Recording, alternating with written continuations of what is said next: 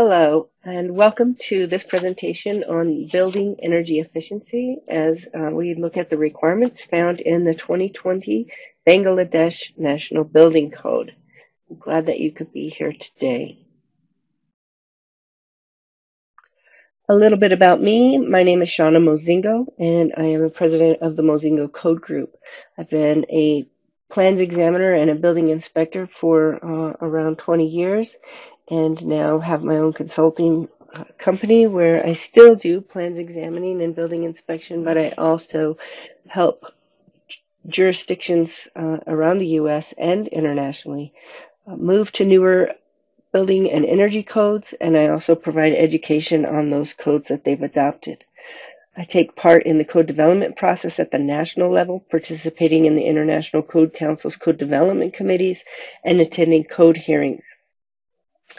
I love to consult and teach on all of the family of I-codes, but probably best known for my work in energy codes. I was awarded the Department of Energy's Jeffrey A. Johnson Award, ICC's and IMT's Standard Bearers Award, and the Southwest Energy Efficiency Project's Leadership in Energy Codes Award for some of my work in the advancement of building energy codes and performance. I served as an inspector for the China and U.S. solar decathlon competitions, many of them, and I co-authored the book, The 2018 Energy Code Essentials for ICC. I am also past president of the Colorado chapter of ICC and co-chair of the education committee. So education is a top priority for me. I love to teach, and I'm excited to be here to present the energy efficiency requirements as found in the Bangladesh Building Code. So let's get started. The Bangladesh NBC places a great deal of focus on energy efficiency of buildings throughout the entire document. We're going to touch on all of it, but we're also going to start, right here in the heart of the requirements by going to Volume 1, Part 3, Chapter 4.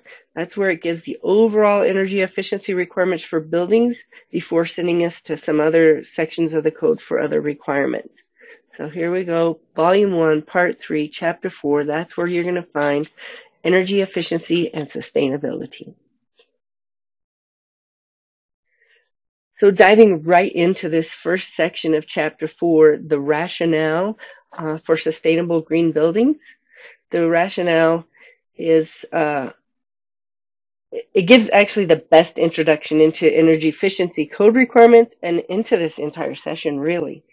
So it reads that, first of all, climate change is an established phenomenon affecting the environment globally, and it's recognized that the building and the built environment play a vital role in the process, impacting on natural environment and the quality of life.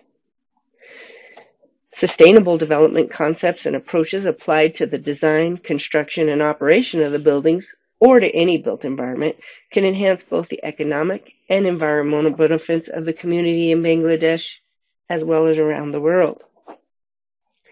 Energy efficiency and sustainability is not an individual issue, rather an integrated and inseparable part of the building design and construction process. The benefits of sustainable design principles include resource and energy efficiency, healthy buildings and materials, ecologically and socially sensitive land use, and strengthen local economics and the communities. Objectives vital for future development of Bangladesh. I agree.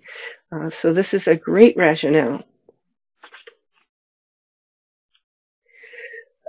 When we look into Chapter 4, the rationale sets us up to tell us, here's why we're doing this. Here's why we're getting ready to tell you what you need to do. And so then we go straight into Chapter 4, the section on site sustainability deals with sites to ensure the energy efficiency through passive and low energy architectural features and management of resources.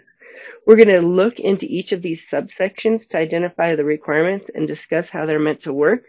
But first, I just want to point out that a lot of people look at this and say, okay, we were going to do a training on energy efficiency of buildings.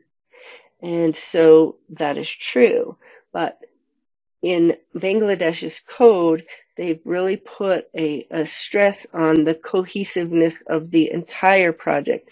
And so how does it all work together? And so within the energy efficiency of buildings section, there is also, it deals with things outside of the building. Sustainable site. How do we deal with these unpaved areas, right? Site or deal with site drainage or vegetation or irrigation, rainwater harvesting. We're going to touch on all of those because anything on the site is included in this energy efficiency chapter. So let's look. All right, so the first subsection that we come to is 4.3.1, mandatory unpaved areas. So what this is telling us is that 50% of that mandatory open space has to be permeable on sites of all occupancy categories. So this applies to all occupancy categories, doesn't matter what type of building is going to go on that site. The permeable area shall not remain bare, generating dust, but will have green cover or be treated with perforated paving, at least 50%, organic mulch, charcoal, etc. So what is etc.? Maybe there's some pervious paving, some concrete, like is shown here on the right. When you look at this, is a pervious concrete. So just wanting to look at this site and make sure that we're creating a site that isn't going to have a lot of dust, isn't going to shed water, but is going to actually absorb the water. And how are we going to do that? So it's asking for a permeable site. What is permeable? So if you look at the definition of permeable, it says, a material or membrane allowing liquids or gases to pass through it. Okay, so that could be the vegetation. It could be some type of surface that we use. It also says if you're not going to do green cover, maybe you do a perforated paving. So what is perforated paving? Perforate just means, to poke a hole in it or something. And so maybe you have a pavement that has holes or perforations so that the water will go through and not run off. Trying to deal with a lot of that runoff and handle that. So one thing that I want to talk about too on a lot of these requirements as we go through them is how do we actually verify them? Who verifies them? So if we're looking at the site, a lot of times that maybe not the building official. Maybe that is, in this case, when you're dealing with this mandatory unpaved area and this site. Maybe that's the public works department, maybe that's the engineering department, maybe there's some planning involved. It's hard to know, but what are they looking at? They're looking at the percentage that at least 50% of that site is permeable, and they're looking at the different ways that it's permeable. Is it the vegetation? And if it's a paving, is it perforated? Is it some type of pervious surface that's allowing the moisture to go through? At plans, it does have to be submitted on the plan, so the plan reviewer is looking at it, but usually, again, that's not, the plan reviewer for the building is not usually looking at site stuff. So you just have to make sure that this is figured out ahead of time of whose job it is to look at these different things, and that they actually know that it's in the code, right? So a lot of times we put things in the code and then we assume that the people that have to look at them know that they're there. Well, not everybody looks at energy efficiency requirements. And so we need to make sure that if this is a planning or this is a engineering or this is public works or whoever's looking at it, that they are also mindful that there are these energy efficiency requirements in the building code that might apply to them. So just making sure that we communicate. Then we talk about section 4.3.2, site drainage and runoff coefficient. This is just a section that lets us know that the design has to indicate site drainage considerations along with flash flooding and erosion prevention measures. It only applies to sites above 1,340 meters square in area, but when you think about it, you have all of this paving. If it's not pervious or permeable, then it adds to the problem of the flooding that happens. And so huge paving area where the water runs off and you have flash flooding, that adds to the problem. So what we're trying to do here is have a design that indicates measures taken to make paving permeable. Let the water go through instead of over and across. So it says the net runoff from a site shall be a maximum of 60%. 60% of the site of these paved areas or of the site have to be pervious. So how do we calculate that? Well, it goes into a calculation. It gives us a method for doing that. So it says the following method will be used for the calculation. So it gives us a table here, and it tells us in a calculation that the site perviousness, AP, is A1 times C1, which means A1, the type of material, what is the surface that we have on our site, and what is the runoff coefficient for that. So we're looking at, we might have a paved site with brick paving or gravel or concrete paving. What kind of material do we have? And we'll multiply it by this coefficient here to figure out how much of our site has to be pervious. Maybe not the whole site, but a good portion of it or a portion of it depending on what we have. So let's give an example. Let's say that we're going to use concrete.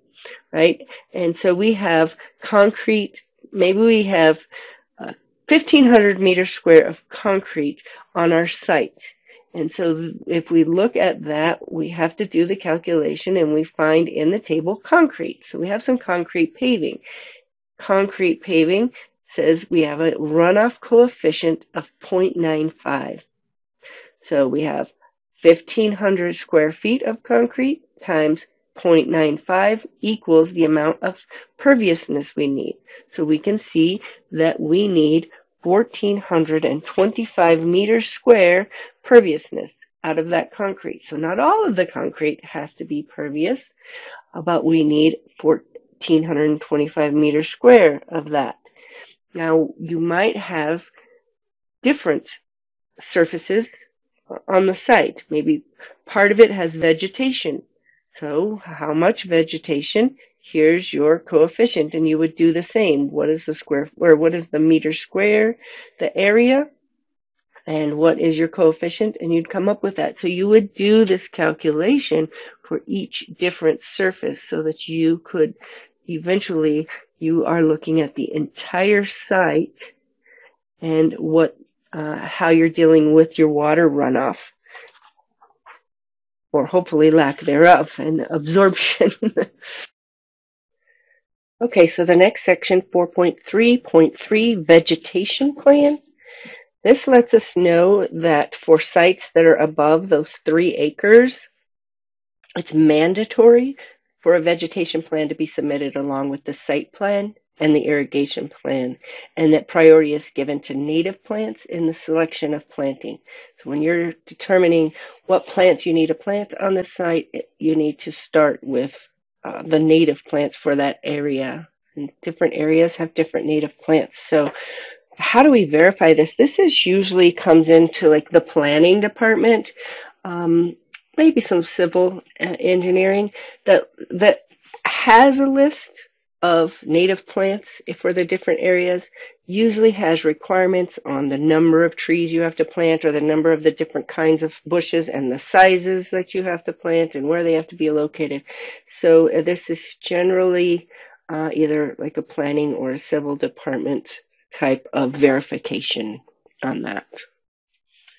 And then it's also asking on 4.3.4 for an irrigation plan, but it's only for sites above 10 acres, It says an irrigation plan with the construction details shall be submitted with the site plan, where considerations shall include the management of rainwater. So we're going to have this site plan, and it also says that for the site plans there is a retention pond requirement. So the site has to have a retention pond of at least 3% of the site area to be provided. This includes any existing natural bodies on the site. So if you have an existing pond or lake or some other way of retaining the water, that's included in that. So this is really just wanting to, let's look at the whole building site. We look to see that we have some vegetation on there, but now, how are we irrigating? How much of it are we irrigating? What are we doing to retain any water that might flow from rain or from other of those surfaces, right, that are not being absorbed? Where's that water going? How are we going to do that? How are we going to deal with that on this site and make sure you turn that in? Section 4.3.5 deals with rainwater harvesting systems. So this lets us know that when we have a building that is more than 4,000 meters square, it is going to have its own rainwater harvesting system. So it does tell us the rainwater harvesting system is going to be done in accordance with Chapter 7, Part 8. But it tells us here, if you're over 4,000 meters square, you have to have this rainwater harvesting system. And the only other thing it gets into is how to size the capacity of that reservoir. And a couple minor things. The rest of it sends us over to Chapter 7, Part 8 to see how it needs to be installed. We're not going to jump over there right now because I want to try to stay in this energy chapter as much as possible, but we definitely are going to talk about Chapter 7, Part 8 here in a little bit. So the other thing that this is telling us is that we need to size that reservoir capacity so that it's sized correctly, and it's based on it says the reservoir capacity has a size requirement where the code states that it shall be a multiple of the area of the ground coverage of the building and a rain collection coefficient, so of 0.073. So what is the ground coverage of the building? So let's come up with an example of, let's say that is 100 meters squared, just for ease of calculation. So we have 100 meters square of ground coverage of the building times the rain collection coefficient of 0.073. That tells us you come up with 7.3. So I need a reservoir capacity of 7.3 meters. Now it tells me that the rainwater reservoir may be placed under the roof or at a lower level, including underground. So it's not real specific on how you do it. There are some different methods of doing it that are discussed over in Chapter 7, Part 8. But this is just saying you don't have to choose one. It's saying, however, that it does apply to buildings over 4,000 meters. So you need to keep that in mind when we jump over to Chapter 7. That gives us a different metric of when it applies. So we'll pay attention to that. When it comes to verification of this measure, what is it that we're looking at and who looks at it? Well, it could be a combination of maybe public works or utilities, whoever handles your water connections and those types of things, and it could be the building inspector and plan reviewer. So it depends on where really that reservoir capacity is going to be installed. So if it's going to be installed on or in the building, definitely we're going to look at it at plan review to make sure that the structural calcs have taken into consideration the amount of weight that's going to be involved in that. If it's going to be outside or underground or on the ground, then it's more typically not the building department. It's more typically your public works or somebody like that. And so just wanting to verify structurally the building can handle it. Has it been sized? The reservoir capacity been sized correctly? What kind of materials are we using for the piping and for all of the connections? Making sure that we have those done. So that could be a combination of plumbing inspectors or public work inspectors to look at all of that. So that's how you would look at rainwater harvesting. All right, so we've talked about the building site and what we have to do outside of the building. Now we're going to focus on the building itself. How does the building itself perform? And so what are those things that do make the building perform? The things that this code has focused on are windows, shading, and the roof. And so those are the part of the building envelope that we're really going to look at right now. First, for windows. So in section 4.4.1, it tells us that for mechanically ventilated and cooled buildings, all occupancies except hazardous and storage, right, the window-to-wall ratio of the building will be determined in conjunction with the glazing performance, the solar heat gain coefficient, and the shading coefficient of the glass we use. So there's a link, this relationship between how much glass we use and what kind of glass we use. Right? So this is shown here in this table in figure 3.4.1 that's in the code that shows us that how much window to wall ratio do we have? How many windows do we have in our wall? What's the area of that? And here's our solar heat gain coefficient. So if you look at this table, we have different solar heat gain coefficients that we'll get to in a bit. Solar heat gain coefficient is looked at as a lower the number, the better. So if I have a 0.1 solar heat gain coefficient, that's letting me know that only 1/10 of the solar heat that's hitting the window is actually making it into the building.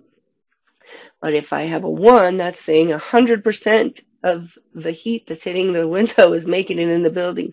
Boy, I better have a good air conditioner to make up for all that heat that I'm letting into the building, right? So you can see that the lower the number, the better.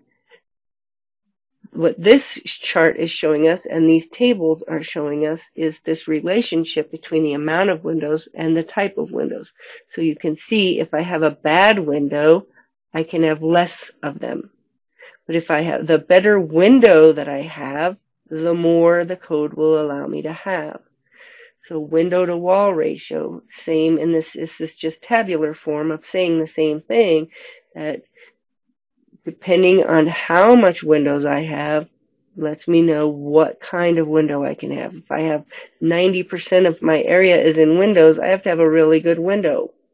If I only have 10% of my area in windows, I can have a worse window. That's what that's trying to let us know.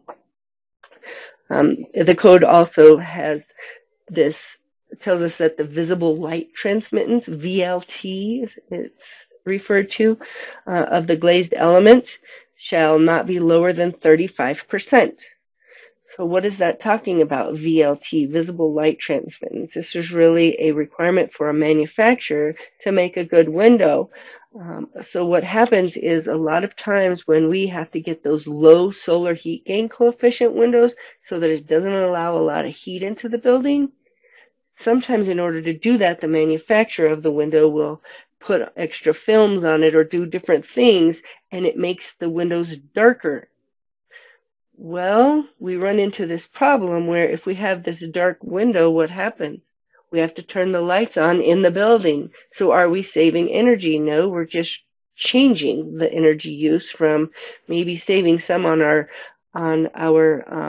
mechanical equipment, but now we've turned on lights. So this requirement for VLT is saying that you still, manufacturer, have to make a good window that doesn't allow so much solar heat gain, but at the same time, it can't be so dark that we have to turn the lights on. So it's just asking us to pay attention to that, and can't be lower than 35%. The VLT shall not be lower than 35%. That's what that's talking about right there. All right. What is solar heat gain? It seems like a big word. Solar heat gain coefficient. It seems so technical. And if you want the technical, yes, there is one. The solar heat gain is the fraction of incident solar radiation emitted through a window, both directly transmitted and absorbed, and subsequently released inward. It's expressed in a number between 0 and 1. The lower the window's solar heat gain coefficient, the less solar heat it transmits. So, what did I just say? That is really the layman's way of putting this is to say out of 100% of the solar heat that's hitting this window, how much is coming in, how much is being radiated away. So if I have, for instance, a solar heat gain coefficient of 0.40, this window is a SHGC of 0.40. That means that out of 100% of solar heat that's hitting the window, 40% of it is making it into the building, 60% is being radiated away. Why do we need to know that? Well, if I am in a hot climate that uses my air conditioner all the time, I want to pay attention to the kind of window that I'm using, because that window is going to either allow a lot of heat in or not very much. And so the requirement would likely be that if you're in these really hot climates that use air conditioning, you would want to put in a better window to not allow that heat to get in there, because you have to think about this too, that it's not, you have all the heat that's coming in through the window, and then you have all this ventilation air that's required for buildings so that people can breathe and that the building can breathe. That all of that ventilation that's bringing in air at whatever temperature it is outside, usually, unless you're using an energy recovery ventilator. So you bring all of that air in, so that's adding to the load that either the furnace or the air conditioner has to offset. Then you take on that the people that are in there, people like me that, I have full of hot air. No, so we have all these people in the building. Then we have equipment, computers and monitors and copy machines and things like that that put off heat, our data equipment, our servers that are putting off heat in a building.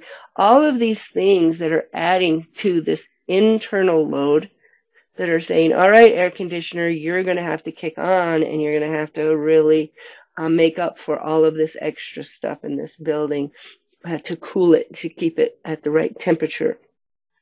So we look at all of those things and hopefully maybe we can't control the number of people that are in the building or the amount of equipment that we need to use every day, but we can maybe control the kind of windows that we put in, or deal with the type of ventilation that we bring in, or deal with the lighting. There are things that we can deal with, and so that's what this is looking at for solar heating. It's kind of a vicious circle when you try to mitigate a good building and all of the things to cut down on that heat gain. But even if you don't use an air conditioner and you just wanted to stay comfortable in your building, these are still things to keep in mind, right? How can I stay comfortable without using air conditioning? And I could think about these things about my windows and the different things. So that's solar heat gain coefficient.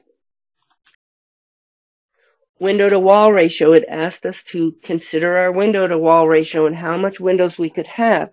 So the idea behind window to wall ratio is that the more windows you put in the building, the better those windows have to be in order for the building to perform efficiently.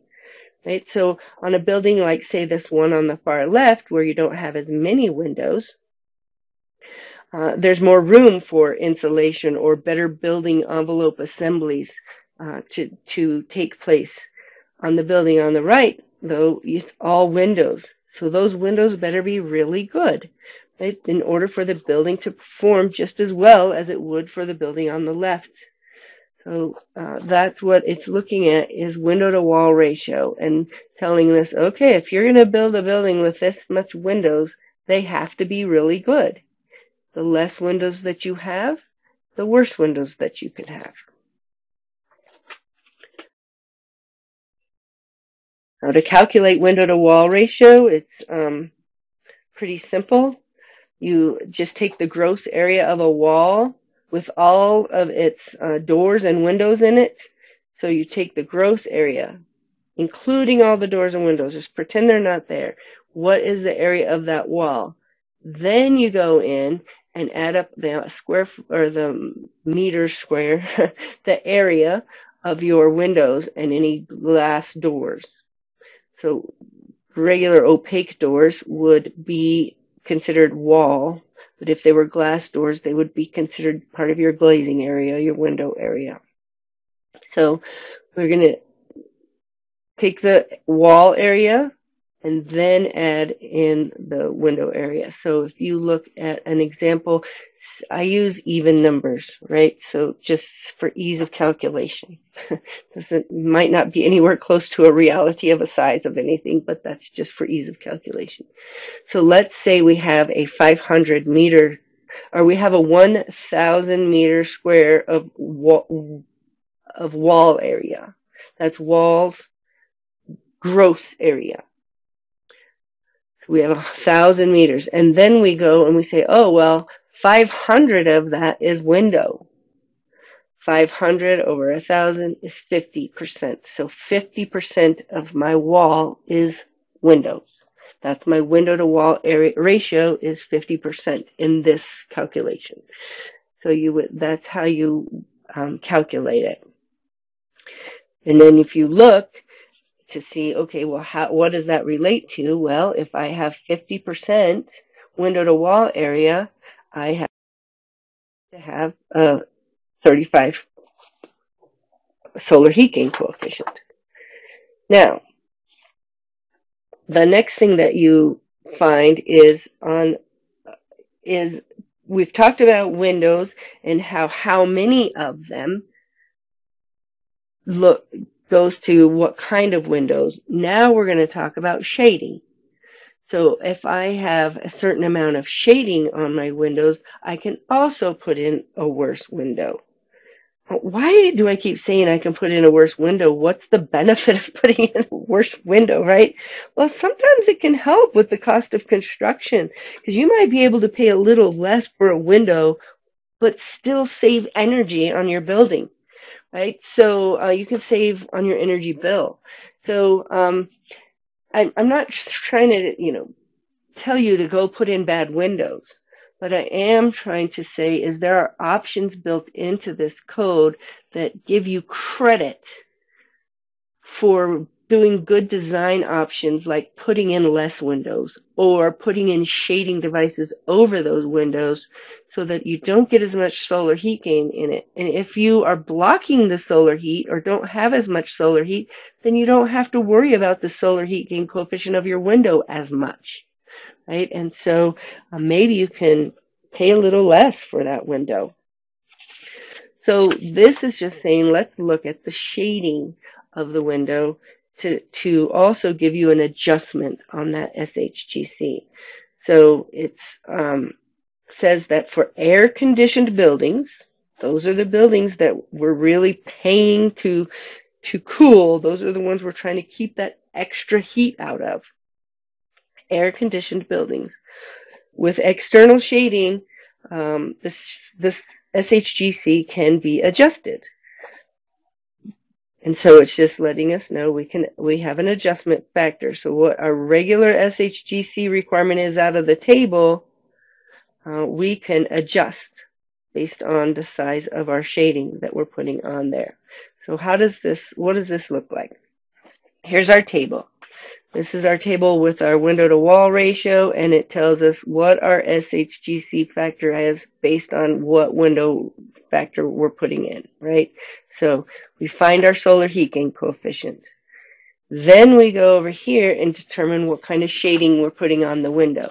Now it gives you credit for shading with fins, which is vertical next to a window, or it gives you credit for are you doing shading with an overhang, so horizontal over the top of the window?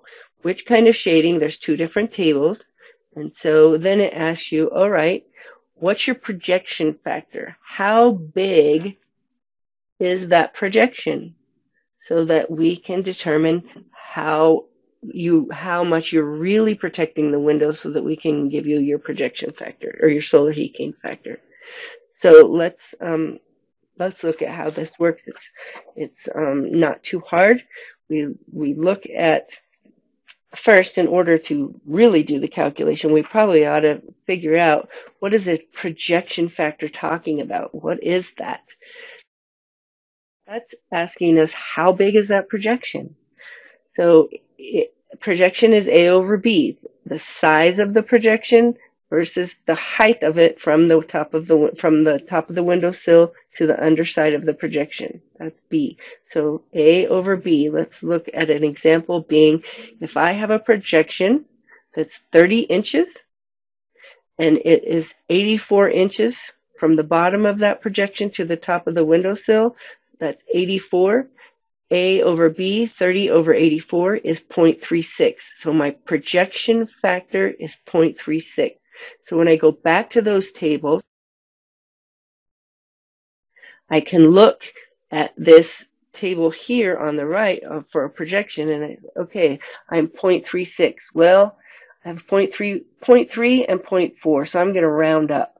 So I'm going to go to 0.4 projection factor. And if I have a 0.4 projection factor, I can use my solar heat gain correction factor of 0.19. Perfect. So let's look at the examples that we were using earlier where we had 50% window to wall area that we calculated. If we had 50% window to wall area, we automatically needed a 0.35 solar heat gain coefficient. That's without shading it. But now we come over here and we say that we shaded it, so we can take that 0.35 and multiply it by 0.19 and see that now, since I'm shading my window, I can have a window solar heat gain coefficient of 0.54. There's a huge difference, not just in the amount of heat that comes in, but the cost of that window from a 0.35 to a 0.54. So I can now put in a little bit worse window because I'm shading it and I'm only doing 50% windows. That's what it's looking at, all of it holistically. All right. Now let's talk about window openings. It's a little bit confusing the way that when you read it the first time, so I just kind of want to walk you through it on how to use it. So 4.4.2 tells us that mechanically ventilated and cooled buildings, so you have two different kinds of ventilation. Mechanical ventilation, where you're forcing the air through mechanically, or natural ventilation, where you have openings in the building and it's coming through naturally. So this is telling us, firstly, that if you have a mechanically ventilated and cooled building of occupancies other than hazardous retail and storage, they have to have provisions for using natural ventilation for cooling and fresh air in frequently occupied areas. Now, if we went into the definitions section of this code, there is a definition for frequently occupied areas. That lets us know that it's, places that we occupy frequently, not including like closets and bathrooms and hallways and those kinds of things. So frequently occupied areas have to have at least 4% of the floor area being specified as openable windows. All right.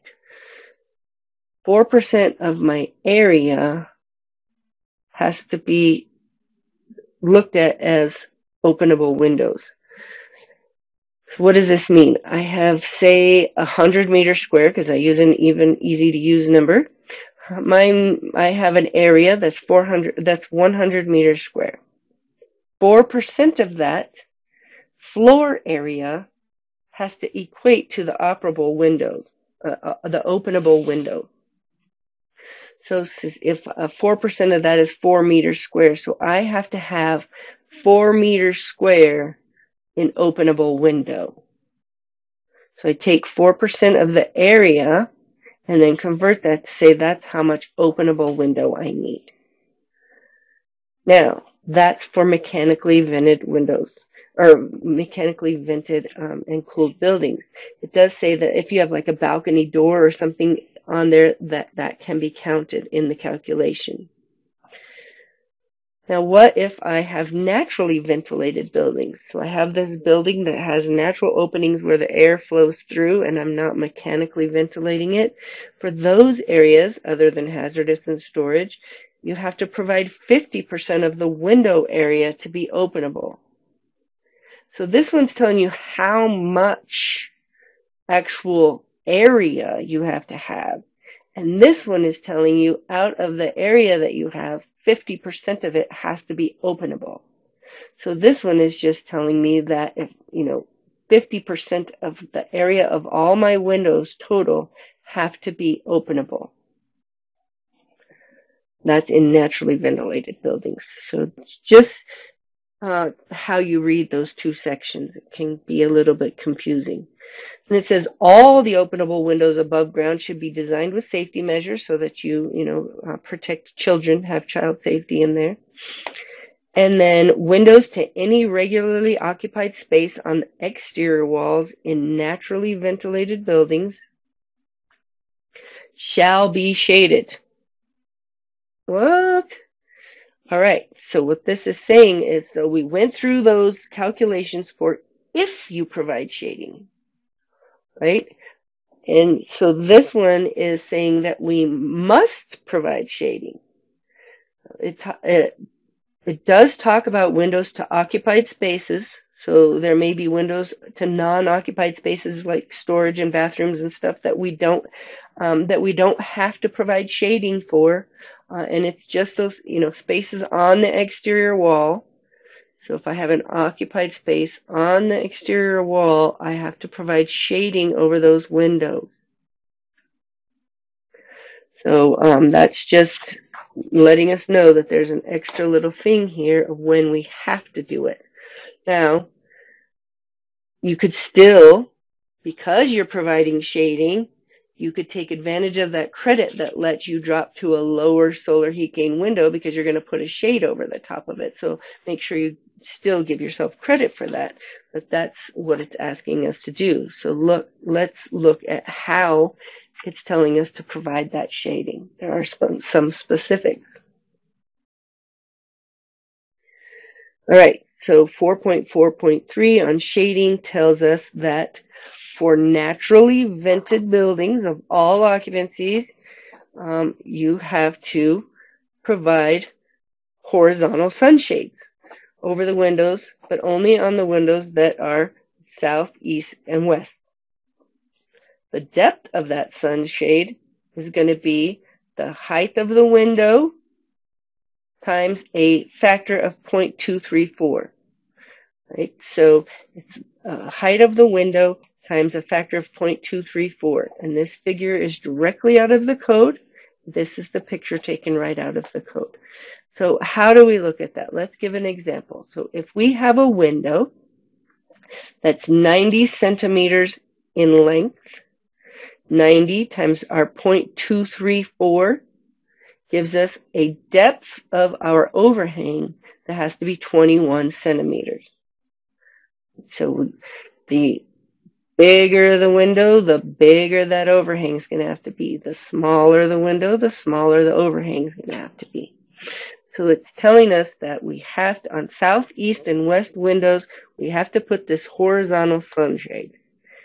Unless we do these horizontal louvers. So it says you can use horizontal louvers instead of sunshades, but if so, how do you determine what size those louvers have to be? It tells us to take the space between the louvers times the 0.234, and that gives us the size of the louvers. So an example, if I had 18 centimeters between each louver, times 0.234 means each louver has to be 4.21 centimeters in depth. So the more louvers or the closer together I have, the smaller they can be, the further apart they are, the bigger they're going to have to be. All right, so you have those two options on south, east, and west. You have the two options of horizontal being a horizontal projection or these horizontal louvers. Then it goes even further to say we're going to provide, if you have windows on the west, you also have to provide vertical shading, vertical fins. Right? So vertical shading devices shall be provided on the west, the depth of which shall be calculated by multiplying the space, the gaps in between, by the 0.234. So an example, if we had 90 centimeters between these fins, we'd take that 90 times the 0.234, and we'd get that these fins have to at least be 21 centimeters. In depth. So this is on the west. So you can see that on the southeast and west, we have to do something horizontal. But on the west, we also have to do something vertical. There are some exceptions. It says the above rule shall be relaxed if it can be demonstrated that shading is achieved by existing neighboring structures. So I have a building next to me that's blocking some of that sunshine, some of that solar heat. I can use that, I can show that, or maybe there's some other structure or something that's going on that's next to me. I can use that. And it also says, of course, nothing is required on the north face of the building. Any windows, any glazing facing on the north face of the building do not have to comply. The solar heat is definitely increased on south, east, and west. South and west especially, west the most. All right, and then your exception.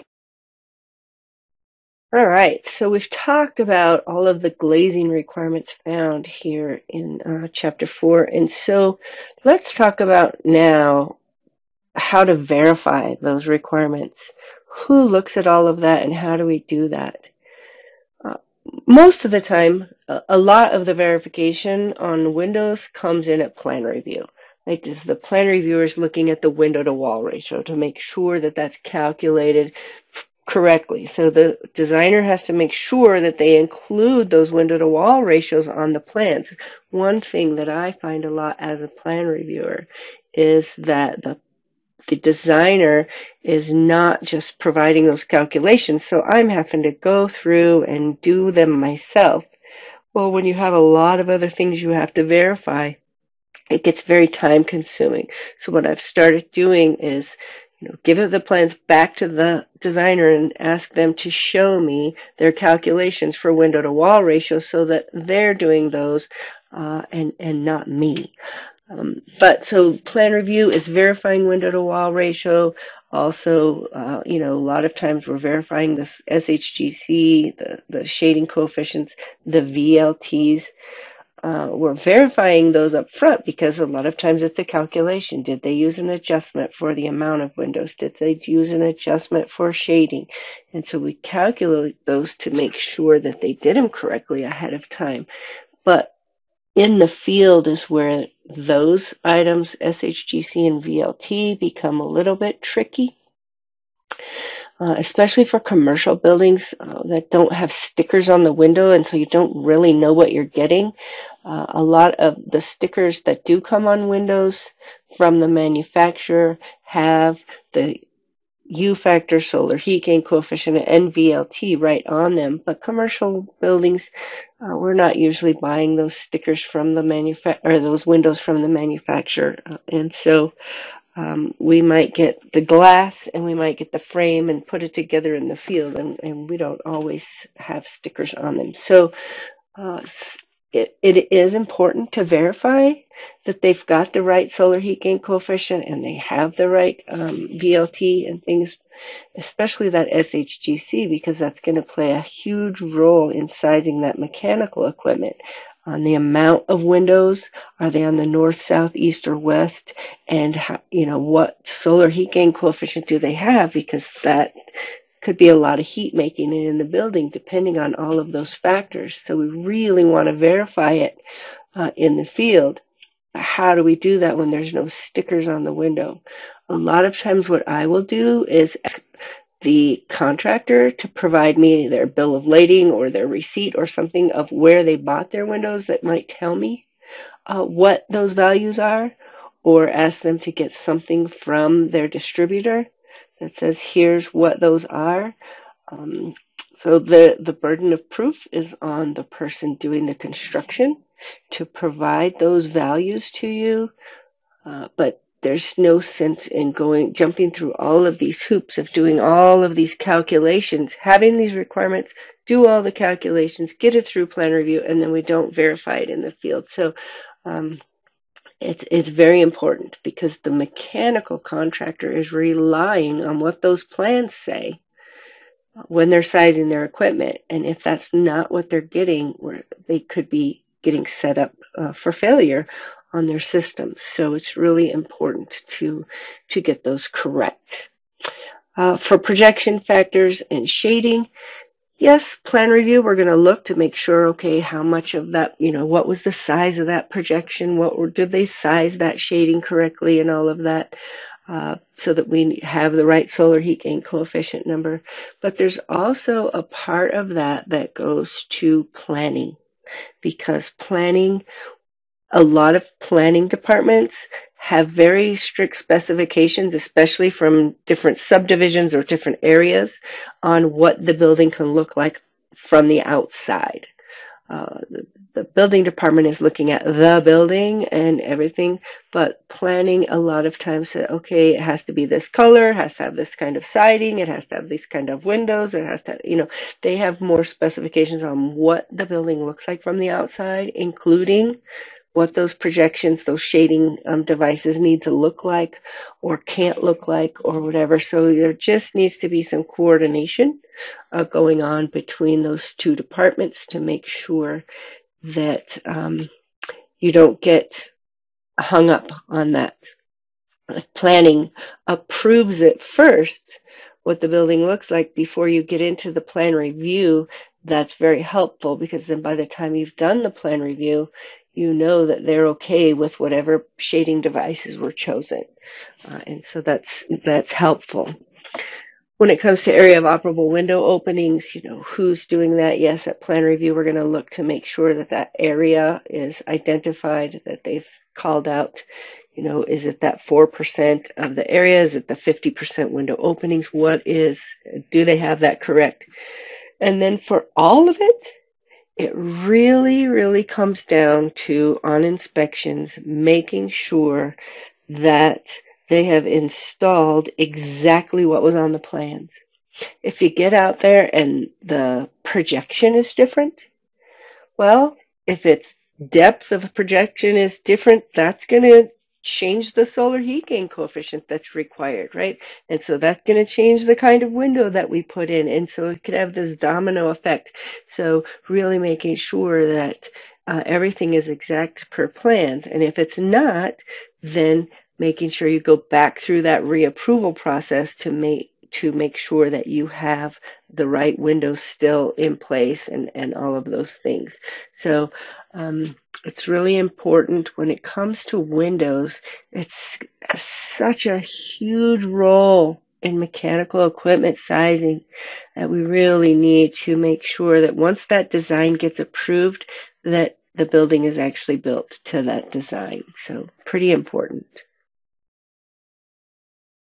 Once we get out of the windows and now we get into the roof, this is our other part of our building thermal envelope that plays a huge role in energy efficiency. And so we get into 4.4.4 that tells us that 50%, at least 50% of the horizontal exposed roof slab of the building of occupancies B, education, C, institution of care, D, healthcare facilities, and E, business.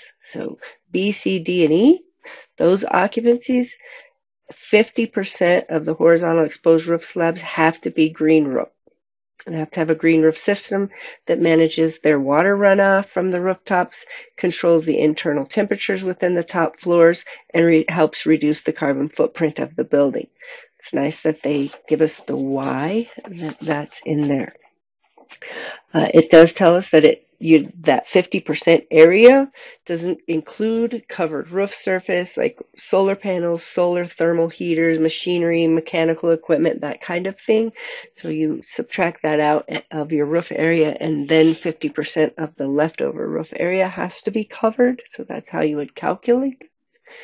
And then it tells us that, hey, when you're doing this roof area, make sure that the structural engineer or whoever's doing that structural design makes sure that they have calculated this green roof and the weight of it in the structural design.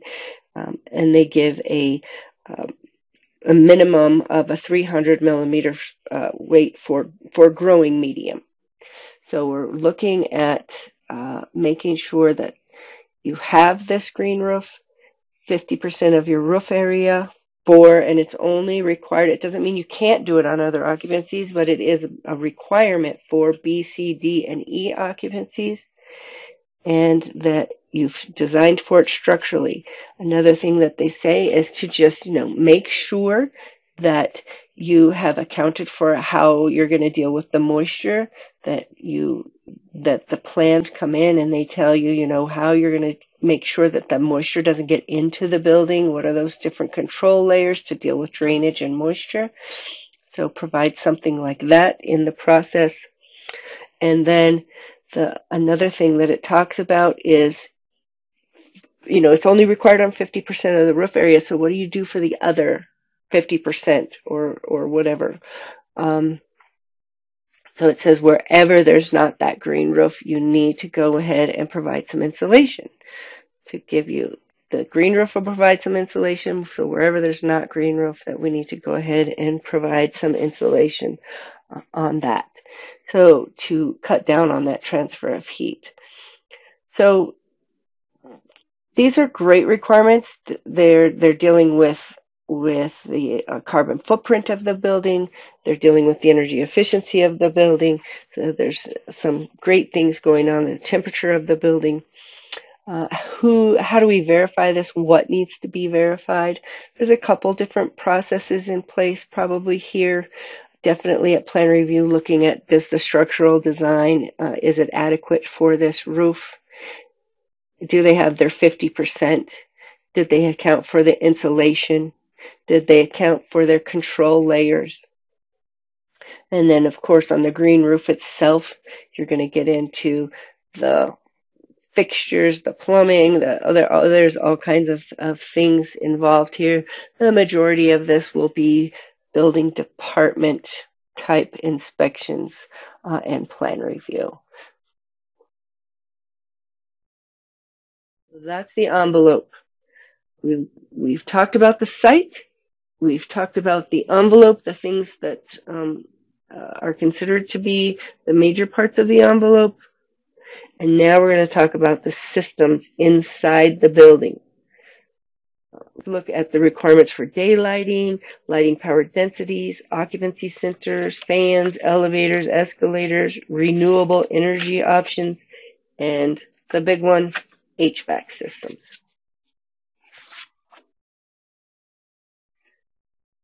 Now, while the envelope provisions told us what kind of window we had to have based on the amount of our window to wall ratio, this section tells us how to treat the light coming in those windows and set a minimum of how many windows we actually have to have. So we saw earlier, depending on how many we have, here's what kind of window you have. This section is going to tell us how much windows we actually have to have. So it says that window area shall not be less than 14% or 1/7 of the total floor area, not the wall area, the floor area of the building. So if I have the 14% of my floor area equates to my window area, right? So that's what that's trying to tell us. Now, it also goes on in 4.5.1.2 to tell us that every regularly occupied space, that's again a defined term, so you can look that up, shall contain a minimum percentage of daylit area along the building perimeter. And so we have no window less than 1 meter square to ensure that that light can come in, and so that then that we can comply with the rest of the provisions that we're getting ready to talk about. So this is telling us one thing about how much area has to be windows. Then it goes on to say that each of those minimum window area of 1 meter square, we cannot have less than that, even if our floor area was smaller and called for less than that, right? So it says, for rooms that measure less than 8 feet in depth, the window area shall be at least 20% of the area of the external wall. So maybe this is the external wall. So for 20% of the area of the external wall is what your window area has to be. Now, if your room is between 8 and 14 meters depth, then 30% of that exterior wall has to be windows, and rooms greater than 14 feet depth, 35%. So this is, the bigger the window, the more area of window, or the bigger the room, the more area of window you have to allow more lighting. The deeper that room is, the more window area we need to allow the light to come in. Now it talks about some daylighting requirements also here coming up, but it's important to understand these requirements before we can move forward, because this is telling us how much windows we have to have. So, how do we use windows to even save energy? Here's kind of how it works. If enough daylight's coming in the windows, then we don't need as many lights on inside that space. So we need to use the free light that's coming in whenever we can. But how do we control that? And what happens when it gets dark out, or a cloud comes over, or something happens to block the light from coming in? What do we do? So this is where we use sensors and controls to keep a certain level of light in that space. So 4.5.1.3 says, for building of occupancies A5, hotels and lodging houses, B, education facilities, C, institution of care, E1, offices, and E2, research and testing labs. For those occupancies, photoelectric sensors shall be connected to luminaires to enable dimming or switching off lamps that do not require to be operated because of their adequate daylight.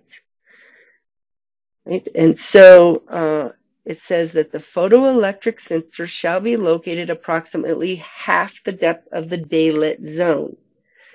Let's go to the definitions section in this code to find that a daylit zone is an area with a depth of 5 meters parallel to any glazed external wall. So we have this wall, and for 5 meters parallel to it, we have this daylight zone. We need to put our controls halfway into that zone. So that's what that is telling us. And then it says, if occupancy sensors are installed in that daylight area, the occupancy sensors shall override the daylight sensors during non-occupancy period. So I have a room. Maybe it requires an occupancy sensor. It's a conference room or something, and it requires an occupancy sensor. But I also have this daylight sensor that's sensing how much daylight, which one prevails. The occupancy sensor. There's no reason for that daylight sensor to be turning the lights on and off if nobody's in the space. So this is telling us that it wants that occupancy sensor to overrule the daylight sensor. This brings up a good point for for kind of testing those controls. When you have, you usually when we're verifying that things work and they don't work, we look at the daylight sensor. Does it work? Yes. We look at the occupancy sensor. Does it work? Yes. But are you looking to see that the occupancy sensor and the daylight sensor work together? That occupancy sensor truly is overriding and keeping that daylight sensor from coming on. A lot of times what happens is we don't look at how they work together, and so they fight each other and no energy is saved. So just something to keep in mind. There are some exceptions. Zones with special requirements are exempt from the stipulations, but the designer has to justify the reason. Why do you think you need to be let out of this daylighting requirement? And then it says, because this does apply to hotels and lodging houses, it says the individual hotel rooms are exempt from the daylighting requirements, but all the other spaces in the hotel are not.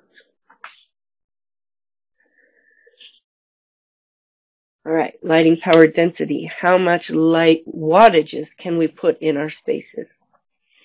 This is broken down by the type of space. The type of space will tell us how many watts per square foot we can have for each of those spaces. So it's set in this table. It's provided for the respective functions with all the building occupancies. So if we give an example, if we have an office building and it's allowed 9 watts per square foot, and say I have 100 meters floor area, right? So 100-meter floor area would say that I could have 9 watts per meter. I could have 900 watts in that area. If I could do it by each individual area, or I could do it by the whole building. So maybe I have 1,000-meter floor area, then I have 9,000 watts for the whole building. I might have mixed occupancies, so I could say, how much of the square footage is office, how much of it is educational, how much of it is parking. So you could calculate it each separately that way. But that's how you use that. And then it goes into another section that says, in addition to thinking about this lighting power density, we want you to think about the illumination values, the lux, as specified in Table 815 to 814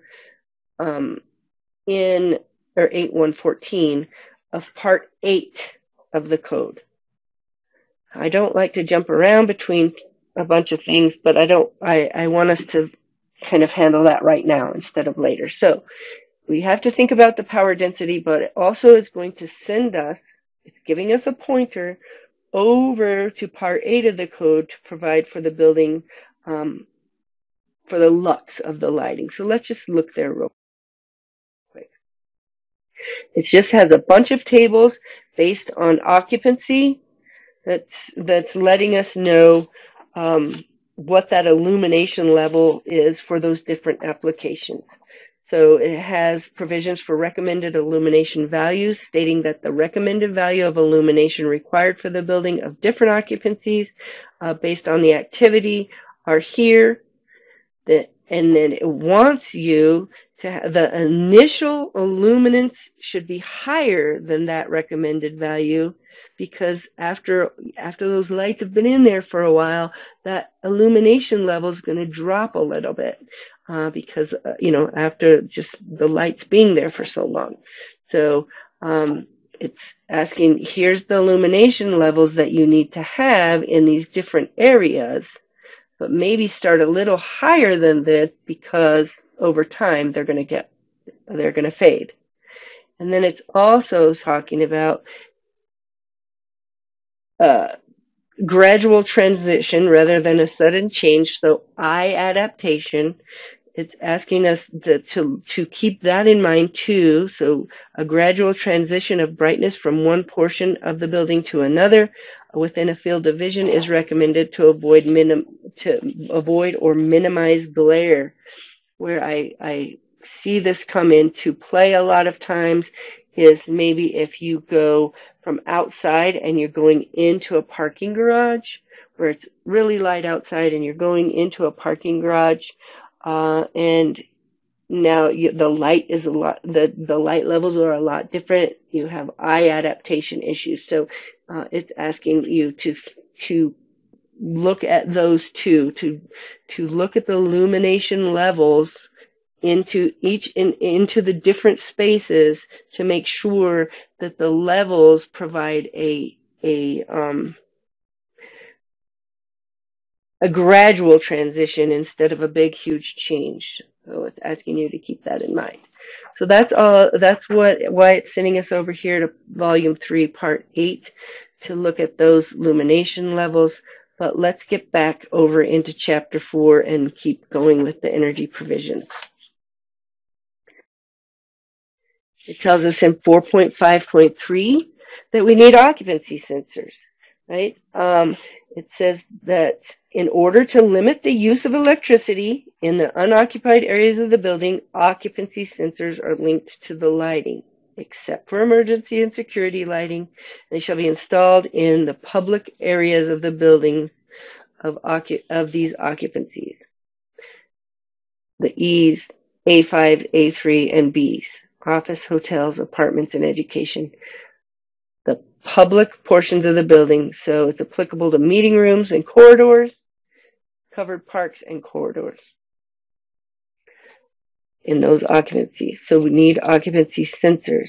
I love this code so much because it tells you not just what the requirement is, but why. In order to limit the use of electricity in the unoccupied areas of the building that are linked to the lighting, we're going to provide these sensors. That's great. That's nice to know that that's why they want you to do it, not just because. So it does go in to say that if you have car parks, so in your apartments and your educational where you're required to put your occupancy sensors, if you have, for car parks, a minimum of 2/3 of the lighting has to be controlled by occupancy sensors. And then it goes further to just say that the emergency lighting could not be on occupancy sensors in any of the buildings. All right, so we've talked about a lot of those lighting, day lighting type of requirements, and now let's talk about who looks at them, because this can get a little bit confusing and gets missed a lot of times. I think we've mentioned it a little bit early on, that when it comes to lighting requirements in an energy code, a lot of times those types of items, we might check them really thoroughly at plan review, but a lot of times they get missed in the field. Even often it gets missed at plan review, and that's because we can't decide whose job it is to look at it. Do you have like an electrical plan reviewer and electrical inspectors, and then you have maybe a building plan review and building inspection? And who looks at this? A lot of times the electrical folks are looking at only things that are in an electrical code and not a building code or an energy code. And so a lot of times the building inspector is saying, hey, this has to do with electricity. I'm not looking at it. The electrical guy is going to look at it. But the electrical guy is over there saying, hey, this is in the building code. It's in an energy code. It has nothing to do with my electric code. I'm not looking at it.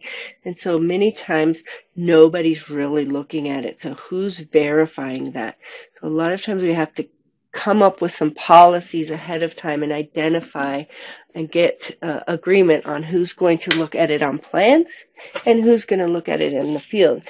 Because it really is important, like we talked about a minute ago, especially on those sensors where they could fight each other, and we don't know who's looking at what, and or if it's being looked at all. So we really want to make sure that we're identifying that.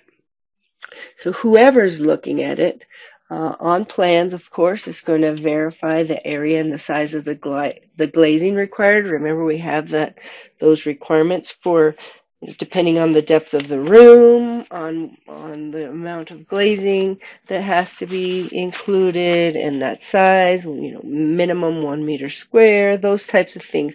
We can verify those on plans pretty easily. Size of daylight zones. This is something that I almost always, as a plan reviewer, have to send the plans back to the designer and ask them to identify those daylight zones. Otherwise, I'm spending a lot of time going over my plans, measuring the daylight zones next to all the windows and figuring out if I have enough.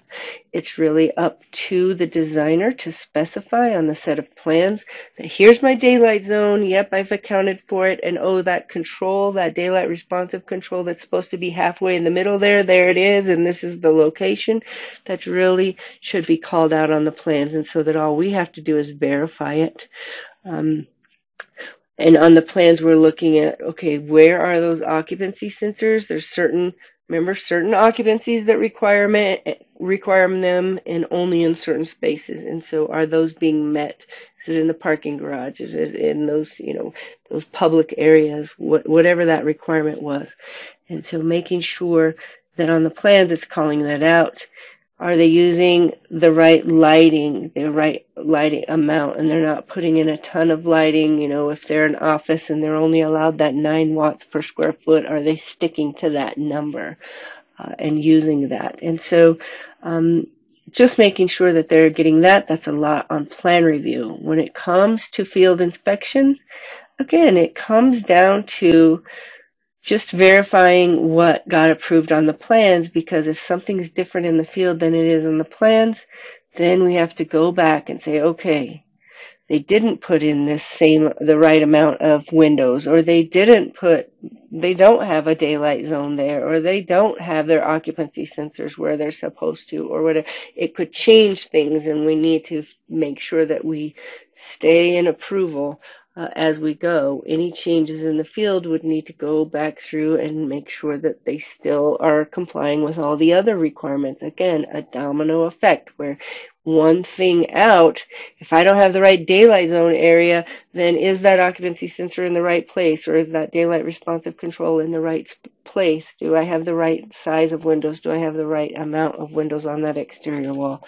So making sure that those are correct. Not asking inspectors to go out in the field and count light bulbs to make sure that they're meeting their lighting power density. But a lot of times what I will do as an inspector is go and do, spot checks. I'll go into a room and maybe look at the lighting and see, do they have the right lighting? And if so, I'm not checking every single light bulb in the building. But if I start seeing that they're off in 1 or 2 rooms, then I'm going to go back and say, okay, I'm halting this inspection.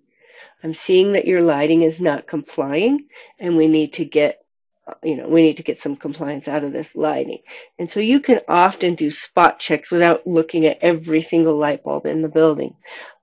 It's more so pretty much if I, as an inspector, if I have to pick my battles, I don't have a million hours to do inspections. And so I have to pick my battles sometimes when I go into the field. And so a lot of times I will look to see that the lighting nowadays is pretty efficient. And so they're probably not, unless they're putting in double the amount of light bulbs that they were supposed to on the plans. I'm more worried about the controls. Right? The light bulbs are efficient, but shall we shut them off when we don't need them? I'm going to, if I have to choose between lighting power densities and controls, I'm going to go after the controls to make sure that they're shutting them off when they're supposed to. The controls aren't fighting each other. They're in the right places. They're in the right rooms. That there's the ability to turn lights down, dim them, save energy somehow by actually turning them off. If I have the extra time, then yes, I will do my spot checks on the lighting power densities as well. So that's just kind of how I handle plan review and inspections of lighting and day lighting. It is important It does go to quite a bit of that energy use of a building, so of course that's why it's called out here. So we just want to make sure that we're looking at that. All right, 4.5.4, ceiling and wall mounted fans. So this is going to tell us about naturally ventilated buildings. So those buildings that are getting that natural ventilation through natural openings like windows. And it only applies to occupancy A, which is residential. So for naturally ventilated residential buildings, ceiling and wall-mounted fans have to be provided in each regularly occupied space. So residential buildings that are getting natural ventilation and not mechanical ventilation have to have a ceiling or wall-mounted fan in each regularly occupied space. Keep that air moving, right? For other buildings, for buildings of occupancy B, education facilities, C, institutional of care, D, healthcare, E, business, and I, assembly, the ceiling and wall-mounted fans shall be provided in each room more than 25 meters square, with a minimum of one fan every 25 meters. So if I have a larger room, 1,000 meters, then I'm going to have a few fans, one every 25 meters. Okay, so there are some exceptions of not needing them in corridors of buildings of any occupancy, or in intensive care units, critical care units, or operating rooms in hospitals or clinics. So try to get those fans in there, get that air moving, get that ventilation going. We're going to talk more about ventilation in a little bit. In 4.5.5 talks about lifts and escalator efficiencies. So there's ways to save energy in buildings that have elevators and escalators. For escalators, we see in section 4551 that in buildings of all occupancies, they have to be fitted with, if there's an escalator, it has to be fitted with controls to reduce the speed or stop it when no traffic is detected. And so there's a couple ways to do that. There's some energy features, and it gives you a couple. One, reduce speed control. The escalator shall change to a lower speed when no activity has been detected for a period of up to 3 minutes. And detection shall be a photocell activation at the top and bottom landings. Or the use on demand. The escalator shall shut down when no activity has been detected for a period of up to 15 minutes, designed with energy efficient soft start technology. That's, it takes a lot of energy to start and stop things. And so it's saying use that soft start technology that gets it going. Might be a little slower, but it doesn't use as much energy. The escalator shall start automatically when required, and activation shall be photocells installed at the top and bottom of the landings. We're going to see in a little bit how this ties into a different section of the code. It has the same requirements, maybe goes into a little more detail later on, but they tie in together. When it comes to lifts, to save energy in elevators, lifts, section 4553 lets us know that the elevators, the lift in the buildings of occupancies, all of these, the hotels, medical facilities, offices, research and testing labs, small shops and markets, large shops and markets, large assembly with fixed seating, large assembly without fixed seating. Right, so in all of these occupancies, they have to the elevators, if there's elevators, they have to be provided with controls to reduce the energy demand using using certain features if it's a traction drive elevator. So it has to have an AC variable voltage, variable frequency, VVVF, drive on non-hydraulic elevators. What in the world is that? So VVVF, variable voltage, variable frequency. It's a lift drive that employs frequency inverter technology, which regulates the input voltage and the frequency throughout the whole journey on the elevator, drawing a lot less current during acceleration and deceleration. When compared with other modes of drives, the VVF drive offers low starting current, high power factor with good ride quality and floor leveling. It can reduce motor starting currents by as much as 50 to 80% compared to conventional motor drives. So further, the wear and tear of the equipment can also be less during start and stop of the motor that's using the VVF drive. It takes a lot of energy if you think about it. So you have this lift, and it takes a lot of energy to get it going and a lot of energy to stop it, that braking horsepower to stop it. And so anything that you can do to cut down on on that energy consumption, and these VVF drives do that. So it's telling you need to use those. And it also says on elevators, high efficient lamps with provisions for switching off when the lift is inactive for a period of up to 5 minutes. And then the provisions to operate in standby condition during off-peak periods when the lift has been inactive for at least 5 minutes. So again, we're going to see how all of this ties in later on with some other provisions in the code.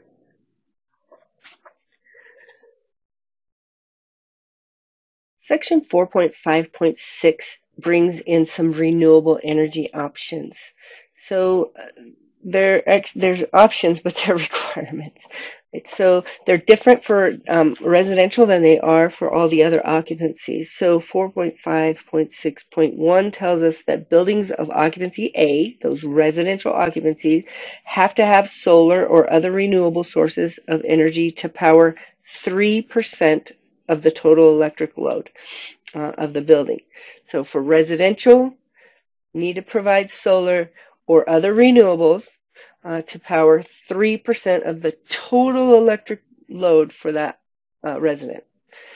Now, when it comes to all the other occupancies outside of residential, it says you provide solar or other renewables to power 5%, but only 5% of the lighting and the fan loads is what we're looking at. So different than residential. 5% of the lighting and the fan loads of the entire building.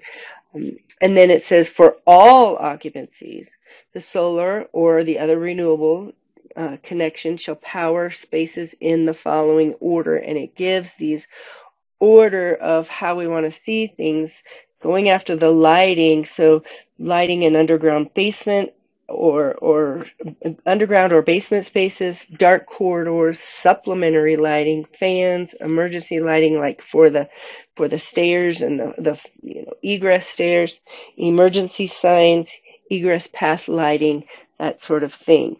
Kind of placing a priority on what those go after so that you're really keeping safety in mind when you're doing the renewables for your light to power some of your lighting loads. So again, residential, 3% of the full load of the building, full electric load of the building. At all other occupancies, 5% of the lighting and fan loads of the buildings. So who do we look at for verification of this?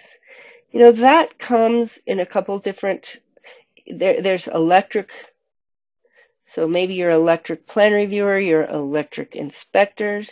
There's building, because do we have, are the loads calculated to hold this? If the solar or the renewable is on the building, has it been calculated to hold that? There's a lot of times planning that comes into play to say, did the planning department approve where these things are located? Does it look right? Because it is on the outside of the building. So there are different departments that come into play. Making sure you communicate between all departments, because a lot of times, again, you don't know that maybe if it's planning involved, they're not engaged in this building energy code all of the time. They have their planning requirements. Do they know that there's these other requirements? Do we really need 3 inspectors looking at it, or can we come to an agreement on, all right, the planning guy is going to look at it for this, but could he also look at it for this and this? Or will planning turn that over and say, okay, you're going to go look at it for structure and you're going to go look at it for electric. Can you just also make sure that they put it in the right spot, or that it matches the design, or whatever planning's requirements are for it? So just kind of working together to cut down on the number of inspections, and to also make sure that everybody's covered for all the different requirements. So that's just something that we look for on renewable energy. All right. So now we have gotten to our HVAC system requirements. Usually that's a big, huge set of complicated requirements. But right now, in the energy efficiency chapter, chapter 4, all it does is give us a pointer. And it says that in 4.5.7 under HVAC systems, hey, you need to go over to volume 3, part 8, and look at those requirements over there for the energy efficiency of HVAC systems. It has its own chapter just for energy efficiency of HVAC systems. So this section is really short and sweet in chapter 4, telling us, hey, go over here and do what it says there. So we're going to do that in a few minutes, but I just want to finish up real quick in chapter 4.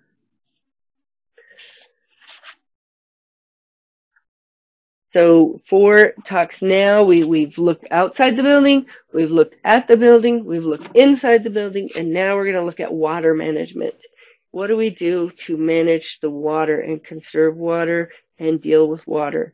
So this section is going to talk to us about gray water, efficient fittings in our restrooms, our toilet rooms, and service hot water and pumping. So let's look at that. First, the reuse of gray water. So this tells us that for buildings of occupancy A5, hotels and lodging houses, E1 offices, and E2 research and testing labs, they shall reuse the gray water for water efficiency and management. You have to use your gray water. What that's saying is gray water from the wash basins shall be reused in toilet flushing and or irrigation after the filtration to ensure that a BOD, a biochemical oxygen demand, level of less than 50. Such water shall not be considered potable. So this is saying in those occupancies, take that water from those wash basins and use them to flush your toilets or irrigate the land after you've treated the chemicals, and then such water shall not be considered potable. You can't use that water for drinking or cooking purposes. Efficient fittings in toilet rooms. So water efficient fittings, including faucets, shower heads, flushes that use less water for the same function as effectively standard models, shall be used in buildings of all occupancies. The low flow fixtures shall be in accordance with this table 3.4.7. So all occupancies have to include low flow fixtures, or efficient fixtures, right? From your urinals and water closets, showers, and faucets.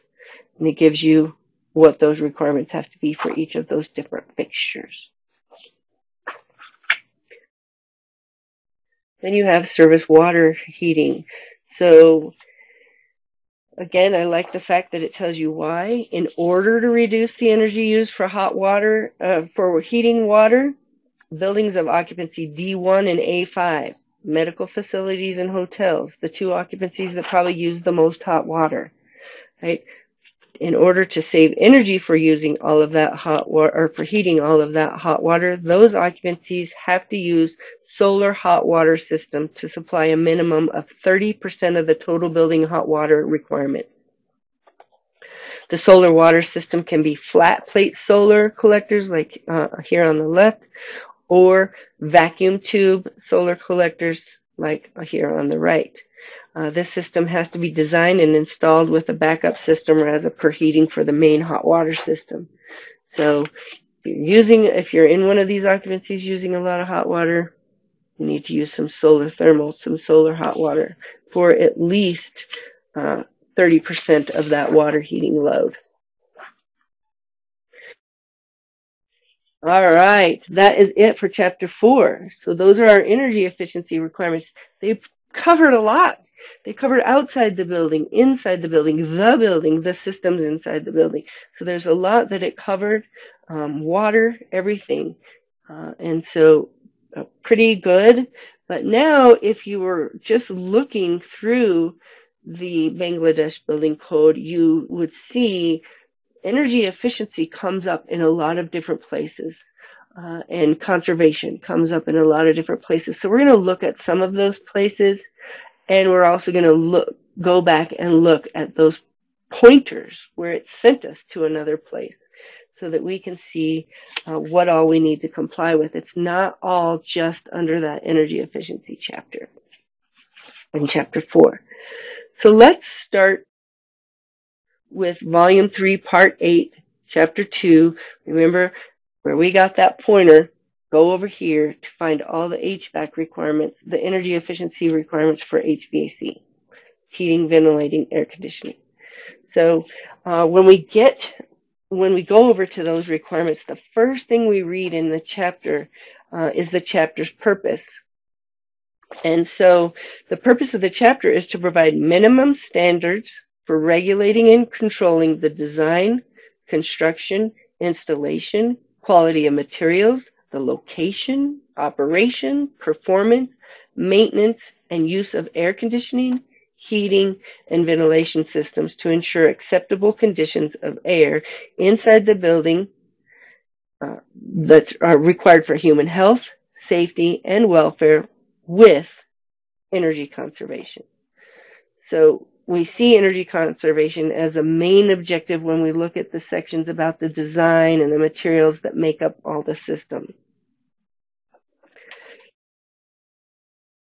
Now, when we get deep into this section, it's going to go into, the design of our building and how the design of our building has a lot in determining what equipment goes inside of that building.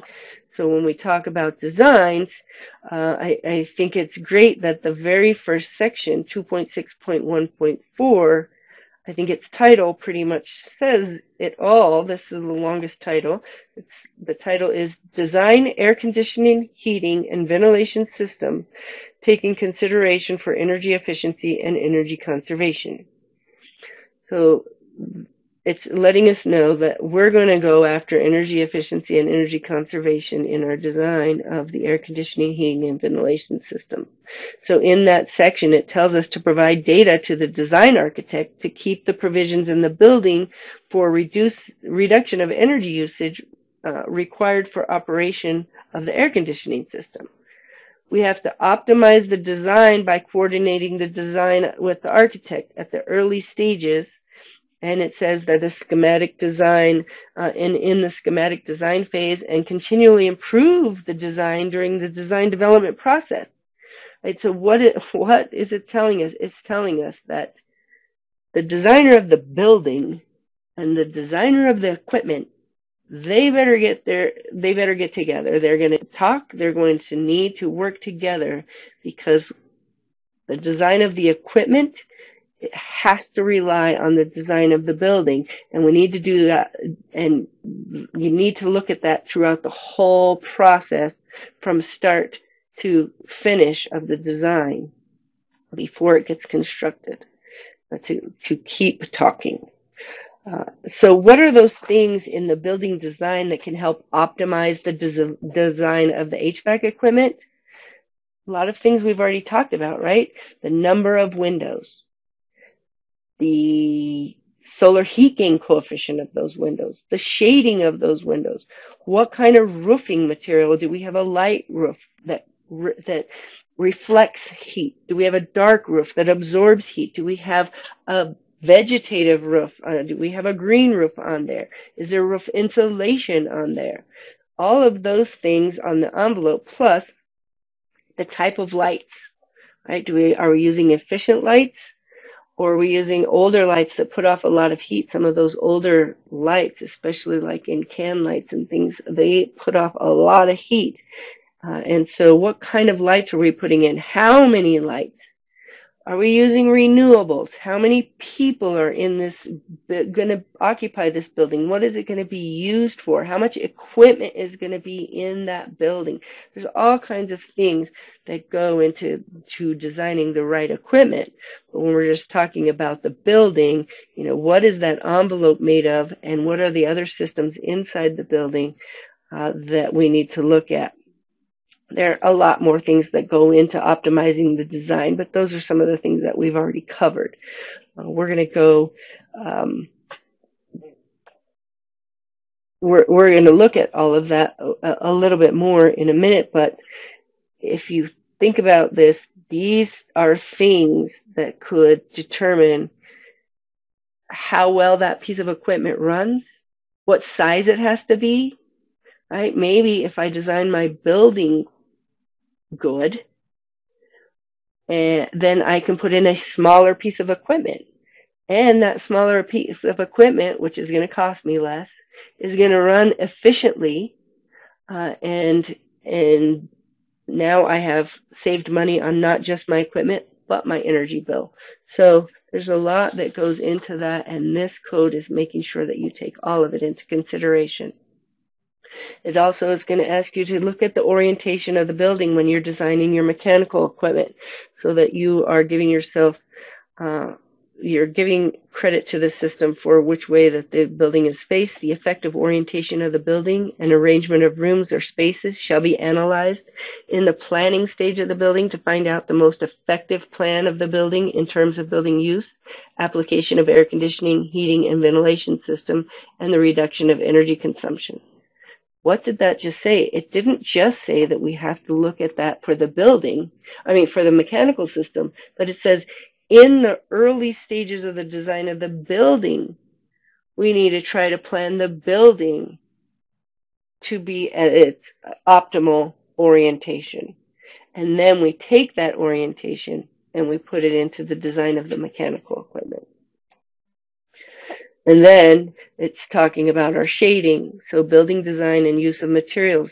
Analysis shall be carried out in the design stage for selection of the appropriate shading devices and other materials as set forth in this section, so to take advantage of the reduction in energy consumption related in air conditioning, heating, and ventilation systems. Selection of glazing materials shall be in compliance with Chapter 2, or with Section 2. So it's telling us early on when we're designing the building, we have to just, put in as much thought as we can into what windows, how many windows, the kind of shading that we have, and then all of that so that we optimize energy efficiency of the building. And then all of that has to be considered once we are designing the mechanical equipment. So pretty good ideas there about that. And then it goes in further. So within the HVAC requirements, there's this complete energy conservation section that covers all the provisions for energy conservation measures when designing your HVAC system and installing them. So we're going to look at each one of these, the design parameters, how the system design, controls, balancing. We're going to look at all of this real quick. All right, so first things first, general section is specific to say that air conditioning, heating, and ventilation systems of all buildings shall be designed and installed for efficient use of energy.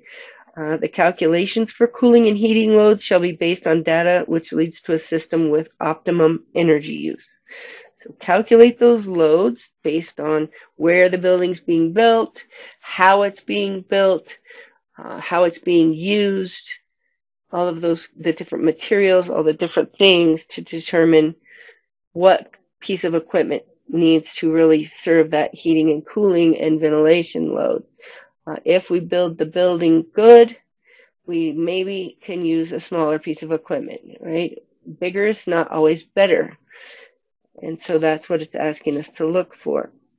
It does, however, specify that the general standards of comfort or particular environmental requirements within the building shall not be sacrificed in an endeavor to achieve low consumption of energy.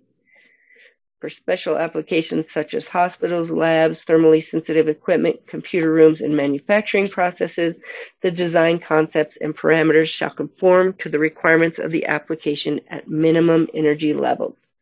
What this is telling us is that I'm not going to just do anything. I'm not going to freeze people out or overheat people just to save energy. I have to keep comfort, environmental requirements. They can't be sacrificed just at the cost of energy efficiency, right? Oh, I'm just not going to heat the building at all. That way I save a lot of energy. No. And then it says, for those special applications, the hospitals, labs, and things like that, there are times when energy efficiency is on the bottom of the totem pole when we're talking about what the requirements are for some of those places. The design concepts and the parameters they have to look at the minimum energy levels because there might be other things that overrule that. What are those design parameters? So, we say we got to design the system so for where we're building the building and how we're building the building. So, of course, we're going to have to take into consideration the design. What are the outdoor temperatures for where we're building this building? What are the inside temperatures? This code says you have to use an indoor design temperature of not less than 24 degrees Celsius for cooling, unless something else pops up. But so you have outdoor design temperatures, and there's a bunch of tables that show you how to figure out that value. You have indoor design temperatures, then you have relative humidity that you have to figure out. So there are some tables in there to calculate, to find that range of relative humidity. And then, so those are some things that go in there. And then we all, like these, find these all too familiar tables on solar heat gain coefficient. So this is pretty much the exact same tables that we already looked at to say what is our window to wall area and what solar heat gain coefficient do we have to include in the design for our mechanical equipment. We did it for the building. Now let's consider that for the design of our mechanical equipment. So it gives you, how to look at what's your solar heat gain coefficient based on your window to wall area, and what's your solar heat gain coefficient with those adjustment factors based on what kind of shading you did. So those exact same tables, same way of calculating, same everything got brought over here so that we make sure that we're looking at that.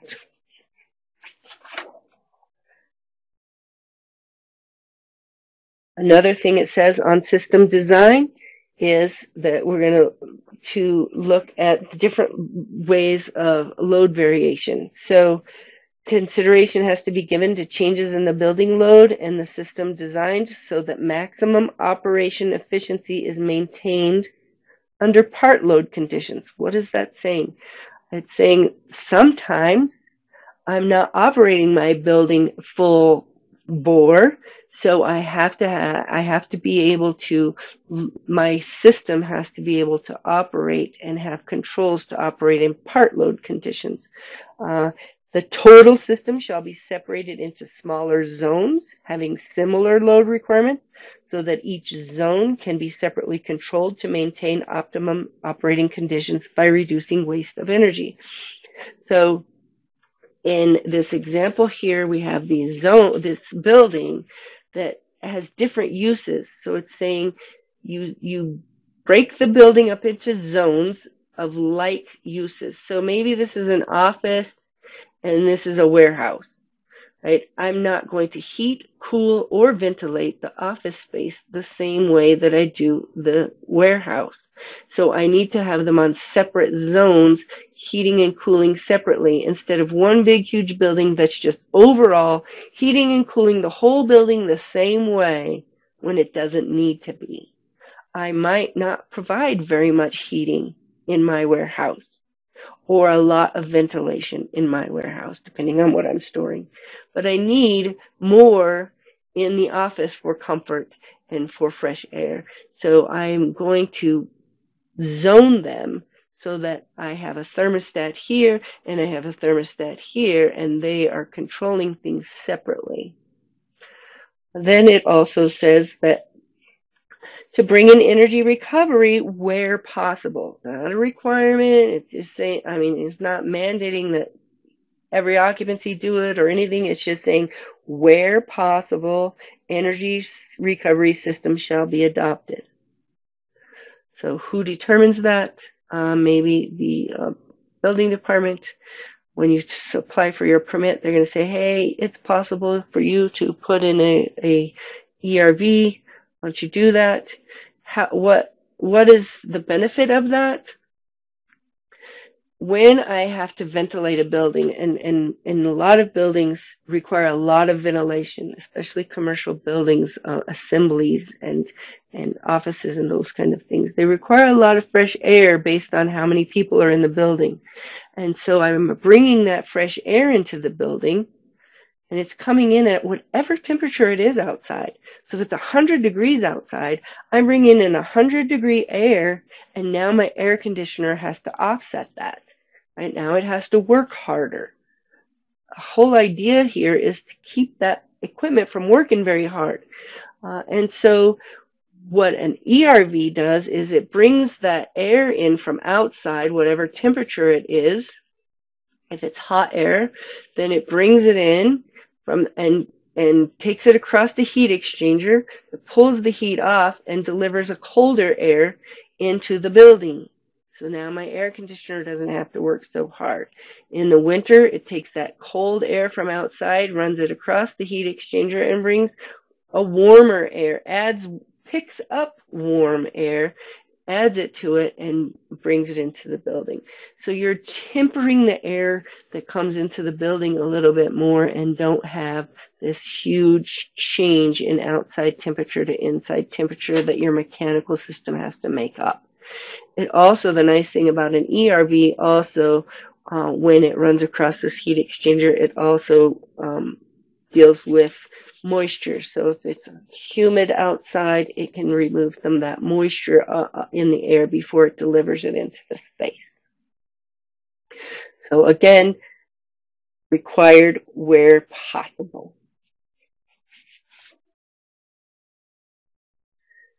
All right, equipment and controls. So this section 212.4.1 and 212.4.2 talk about air conditioning, heating, and ventilation systems shall be equipped with devices and controls to automatically control the capacity of the system when the building requirement reduces.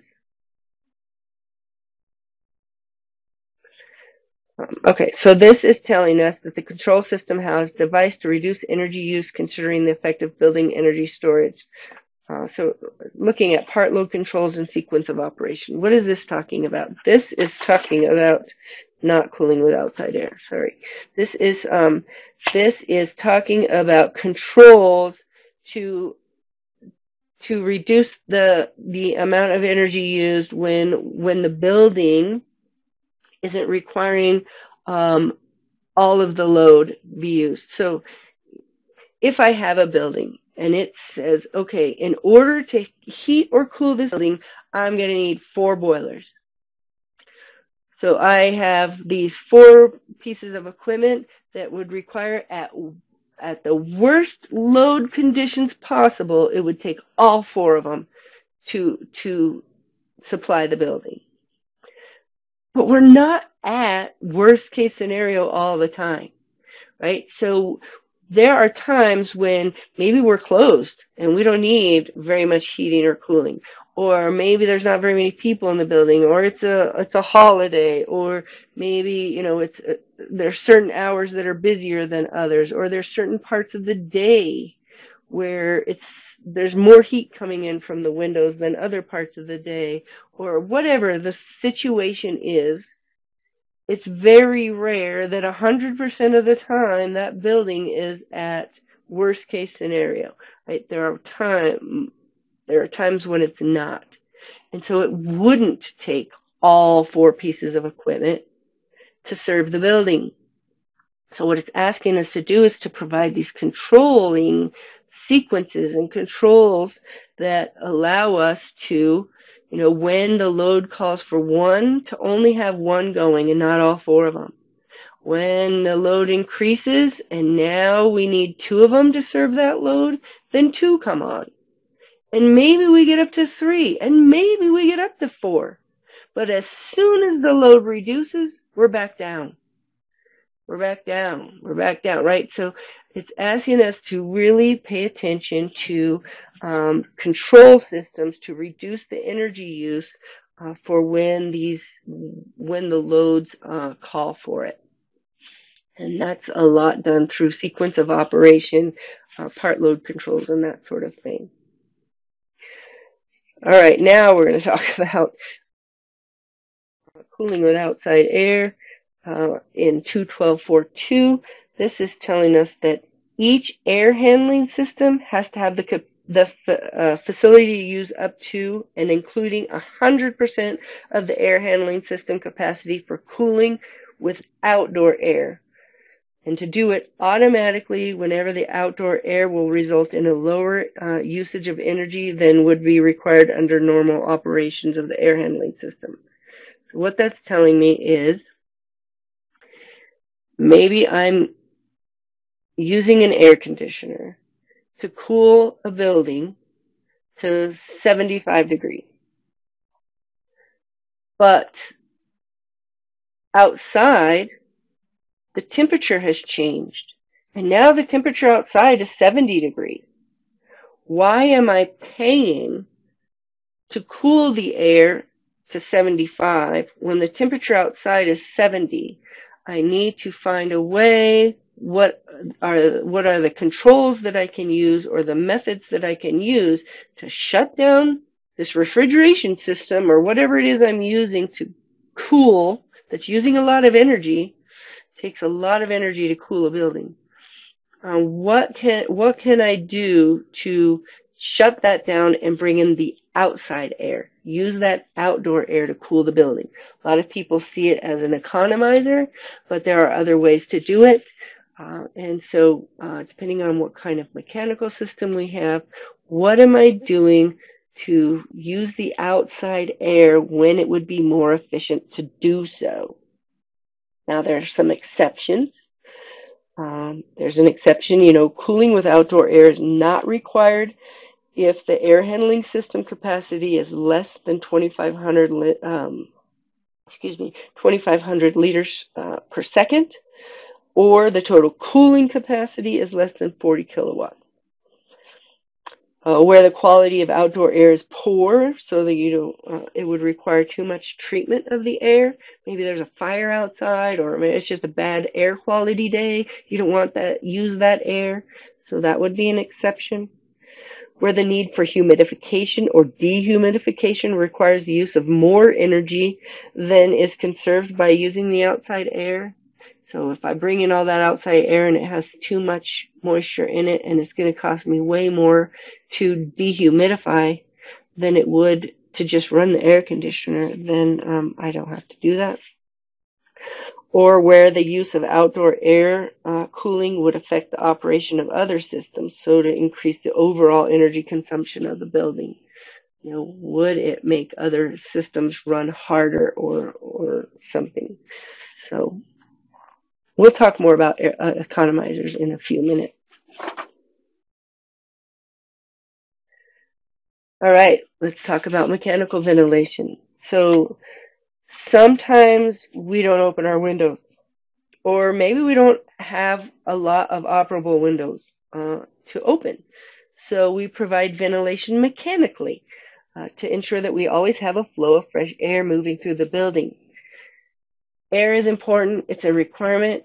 And different occupancies require different levels of ventilation. That's all found in like the mechanical code section. This right now we're talking about energy efficiency, but the mechanical code will tell us, okay, which occupancy requires how much fresh air being brought in. But why do we need that fresh air? There are a lot of reasons that we need a constant flow of energy or of air, or at least an intermittent flow of air. But in commercial buildings, we have more of constant flows. So we need that air moving through there to do things like keep condensation down, right? You see condensation on your windows, you don't have enough air moving through your building. So it keeps condensation down. It keeps people healthy. It cuts down, it removes pollutants. So we often associate pollutants with outside buildings, but there's also pollutants inside the buildings. Things that, the paints and the finish material and our furniture, they all might be off-gassing or whatever. So we have these pollutants inside of our building. So as long as we have this fresh air circulating, what goes out must come in. So you have air going out, you're bringing fresh air in, and you have this transfer of air going on to keep the building healthy and the people healthy. So when you have, it says for mechanical ventilation, each mechanical ventilation system shall be equipped with a readily accessible means of either shutoff or volume reduction and shutoff when ventilation is not required. Then you have automatic or gravity dampers that close when the system is not operating, have to be provided on your intakes and exhausts. So I'm going to make sure that I have my ventilation system, but there has to be an auto shutoff. So if, again, there's a fire outside, I don't need all that smoke in my building, I'm going to shut off my ventilation system for a little while. And then anywhere where I have an intake or an exhaust, I'm going to have a damper, whether it's automatic or gravity, depending on what the mechanical code would require me to have. Those dampers have to close when I'm not exhausting or being required to bring in air. All right. Efficiencies of our equipment, yes, we're going to always have a minimum equipment efficiencies. The older equipment didn't run quite as efficient as the newer equipment, so we have these tables in the code that tell us, depending on what kind of equipment, what kind of efficiency it has to be, what coefficient of performance or integrated part load value, lovely terms that we have to learn when we're doing mechanical systems. So what efficiency do we have, and according to what test standard? So then it says, okay, if you don't find your piece of equipment in here, then to go to ASHRAE 90.1 to find what the efficiency of that equipment should be.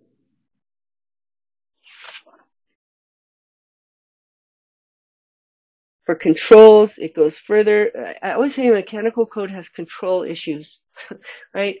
It just wants, it's not going to override whatever the mechanical code itself says, but the energy portion for HVAC is telling us, okay, you have to run these systems, but let's provide controls to run them as little as we possibly can or as efficiently as we possibly can. So we're not going to tell you you can't run your systems. We're just going to ask you to, shut them down when they're not needed or turn them down a little bit whenever you can. That's what we're looking at. So a lot of the HVAC requirements when it comes to energy efficiency have to do with controls. All mechanical cooling and heating shall be controlled by a time clock. It can start and stop the system under different schedules for 3 different day types per week. It's capable of retaining the program if the power goes out for at least 10 hours, and includes an accessible manual override that allows us to run the system for up to 2 hours without being on the time clock. Then there's some exceptions.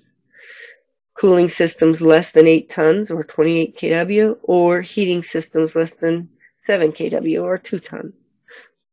Don't have to have that time clock.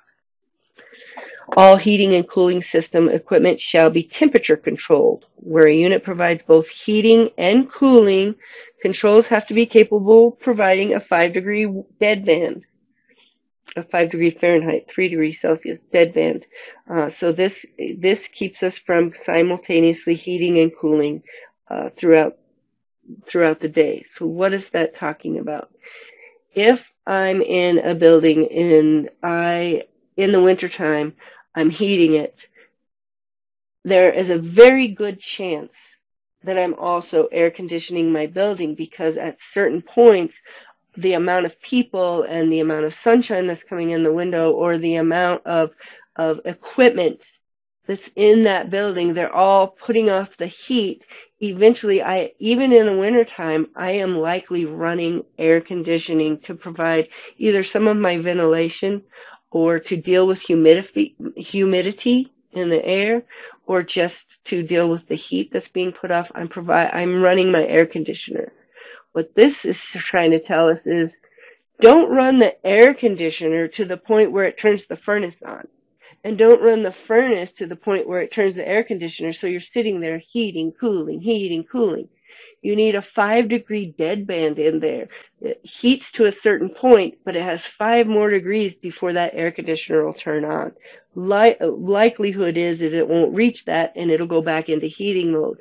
Or vice versa, you cool to a point, but you have 5 degrees before it actually is going to turn that furnace on, and likely it won't. And so that's what this section is asking us to do, is to keep from simultaneously heating and cooling the building. And then it's asking that cooling towers and closed fluid coolers have either a 2-speed motor, a pony motor, if you've heard of that, a pony motor, like a backup motor, and a variable speed drive to control the fans. Those are big, huge fans on those cooling towers. And so it's just asking that we put some thought and consideration into what can be the most efficient way to run those fans.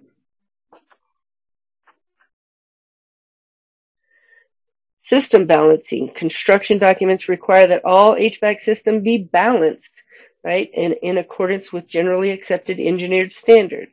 It requires a written balance report be provided to the owner or the designated rep of the owner, but this applies to zones with the total conditioned area exceeding 500 meters square. So 500 meters square or larger conditioned areas, conditioned meaning am I heating or cooling it, those need to have a balancing. And so air balancing, so air systems have to be balanced in a manner to first minimize throttle losses. Then for fans with systems over 1 horsepower, the fan speed has to be adjusted to meet the design flow conditions. For hydronic systems, same, hydronic systems shall be proportionally balanced to first minimize throttle losses. Then the pump impeller shall be trimmed, or the pump speed shall be adjusted to meet the design flow conditions, and with an exception for impellers or motors, pump motors less than 10 horsepower. What is this saying? What are throttling losses? It's like that escalator or elevator. These systems, it take a lot of energy to start up and get going. That energy, it's like a car. You push on that gas pedal. You push on it really hard, you use a lot more gas to go. That's why when you're in stop and go traffic, stop and go, you use a lot more fuel. It's like these systems, they take a lot more to get going. And so it's asking you to really look at those throttling losses and to make sure that we're balancing this system to cut down on those throttle losses.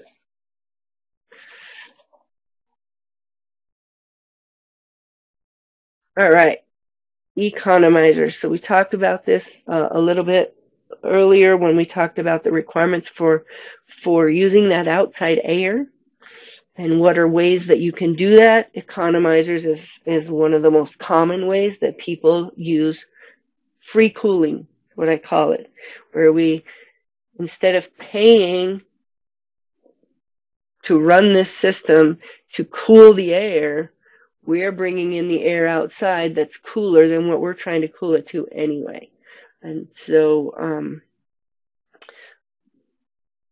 an economizer is one way of doing that. So economizer brings in the outside air, runs it across the heat exchanger, kind of like an ERV, and distributes the air in, but it also has the ability to shut that, the cooling portion off, that refrigerant flow, just bring in that outside air and run it across there instead of, and so there's sensors and things that are built into these economizers to do that.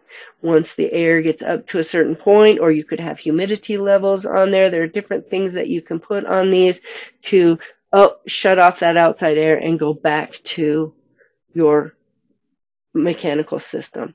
So this is an economizer. When you get into this section, it says air economizers, individual cooling fan system that has a design capacity over 1,200 liters per second or 2,500 CFM, and a total mechanical cooling capacity over 6.3 tons shall have either an air side economizer or a water side economizer that provides 100% of the outside air design. So, and then it goes into some specifics. If you use a water side economizer that's capable of providing 100% of the system's cooling load at outside air temperatures 10 degrees Celsius, dry bulb, 7.2 degrees Celsius, wet bulb, and below. So there are some exceptions. Again, it's only required on those systems that have over 1,200 liters per second design supply capacity and total cooling capacity over 6.3 tons. So, and then if you're in a hot and dry or a warm, humid climate, you're exempted out of these economizer requirements. A hot and dry climate, one, the air might be too dry, but the hot means we're probably not going to drop down to a level where the outside temperature is cooler than what we want anyway, so we're not going to worry about jumping through the hoops on those. Humid climates, we probably don't want all that humidity in the building anyway. And then it also says if you have an individual ceiling mounted fan system, so not a rooftop unit, but just an individual fan system on your ceiling, and it's less than 3,200 liters per second or 6,500 CFM, that's also exempted out of the requirements for economizers. Economizers are great. They work great as long as they're hooked up correctly and they have all their fault detection and they have their controls to make sure that they're really hooked up. I see a lot of economizers on buildings. I do a lot of research to see what people are doing, and I see a lot of economizers on buildings, but a lot of times they're never hooked up. They're just there. And so they only work when they work, right? All right. Then we're talking about some variable flow. So it talks about chilled or hot water systems have to be designed for variable flow and capable of reducing pump flow rates to no more than the larger of 50% of the design flow rate or whatever the manufacturer specifies. That's for chilled or hot water systems. Now, water-cooled air conditioning or heat pump units with a circulation pump that's bigger than 5 horsepower has to have a two-way automatic isolation valve on each water-cooled air conditioning or heat pump unit, and that's interlocked with the compressor to shut off the condenser water flow when the compressor isn't operating. It's, again, just controlling those times, shut things down when they're not needed. And then when we get in here, we talk about these variable flow systems some more. So air conditioning and air distribution systems have to be designed for variable airflow. right? So they have to be capable of reducing the airflow, and you can do it in a couple different ways, either by variable speed drive or variable air volume units, a VAV system, or dampers regulating the airflow through the ducts.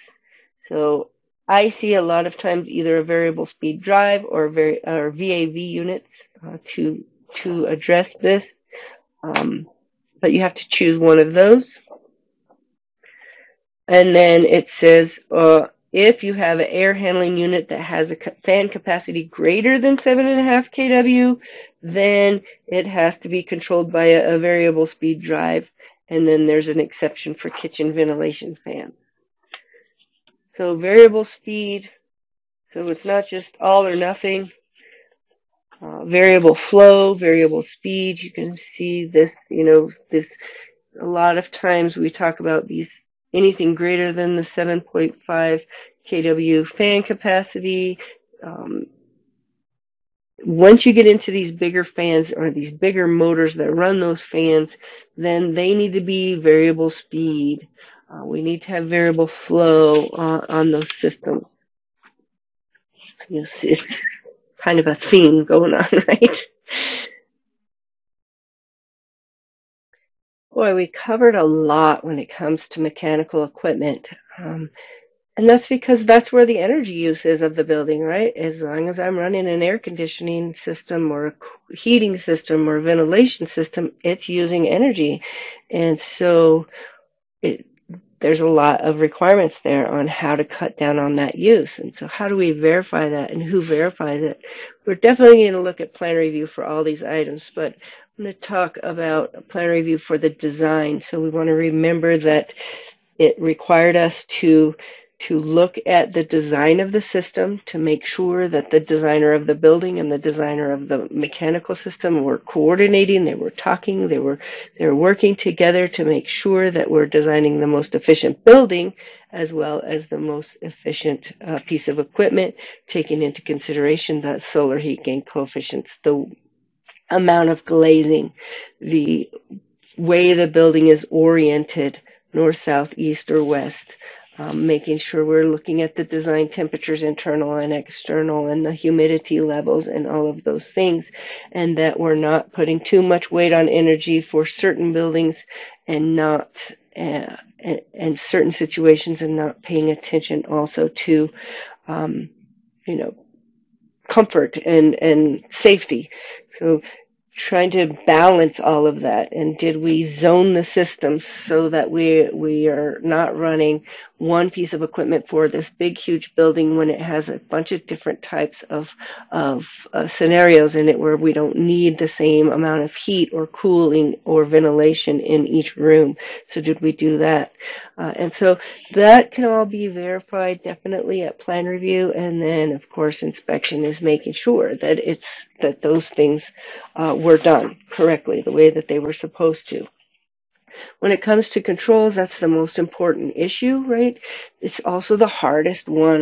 Not a lot of people understand mechanical controls, and so they don't know how to look for that sequence of operation or to look for those controls that shut things down when they're not needed, So I see a lot of times, yes, they've put in a time clock, or yes, they've put in their thermostat, but has anybody opened it to see that those settings they have that 5% deadband, so they're not doing simultaneous heating and cooling. They have those settings set to where they're not running on the same. They have the 3 different day types per week, and they have, their backup power to keep it going. Do we have those things set up? And so it does take somebody actually opening those thermostats and looking in there to see, or looking if they have a system. A lot of mechanical systems on commercial buildings are done electronically. So on the computer, what are those settings set at? Are they doing that with their building systems? And so looking at those is a little bit difficult, but it is hugely important because that's where the energy use of the building is coming from. And can we shut things down when we don't need them as much? make sure you have that system balancing to make sure. That's really pretty simple because it just tells you that it requires a written balance report provided to the owner. And then that balance report has to include, how they did their air system balancing or their hydronic system balancing, etc. So making sure that you're going back there and getting that report. A lot of people will, well, I require the balance report at final mechanical inspection or before final CO. Somebody has to turn that in. But are we really going back and making sure that that's happening? So just making sure you're looking for that. Free cooling. Did they use that outside air? Did they use an economizer? What did they do to shut the system down and utilize that free cooling wherever they could? Well, if they used an economizer, great. So they have this economizer. Was it hooked up? Right? Does it have its fault detection devices on there? Is it actually work? It's not one thing that just, is it there, but does it work? Right? And so making sure that they are doing that whenever they can.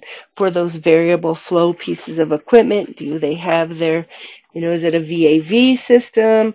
Is it some kind of, do they have their 50% of the design flow rate there? What? There are different things that we need to look at. If they have those pumps with motors over, 5 horsepower, are they variable speed drives? Those kind of things. Just verifying that we're meeting these energy efficiency requirements. Energy recovery. This is a tricky one because, right, it said, well, you have to have energy recovery where possible.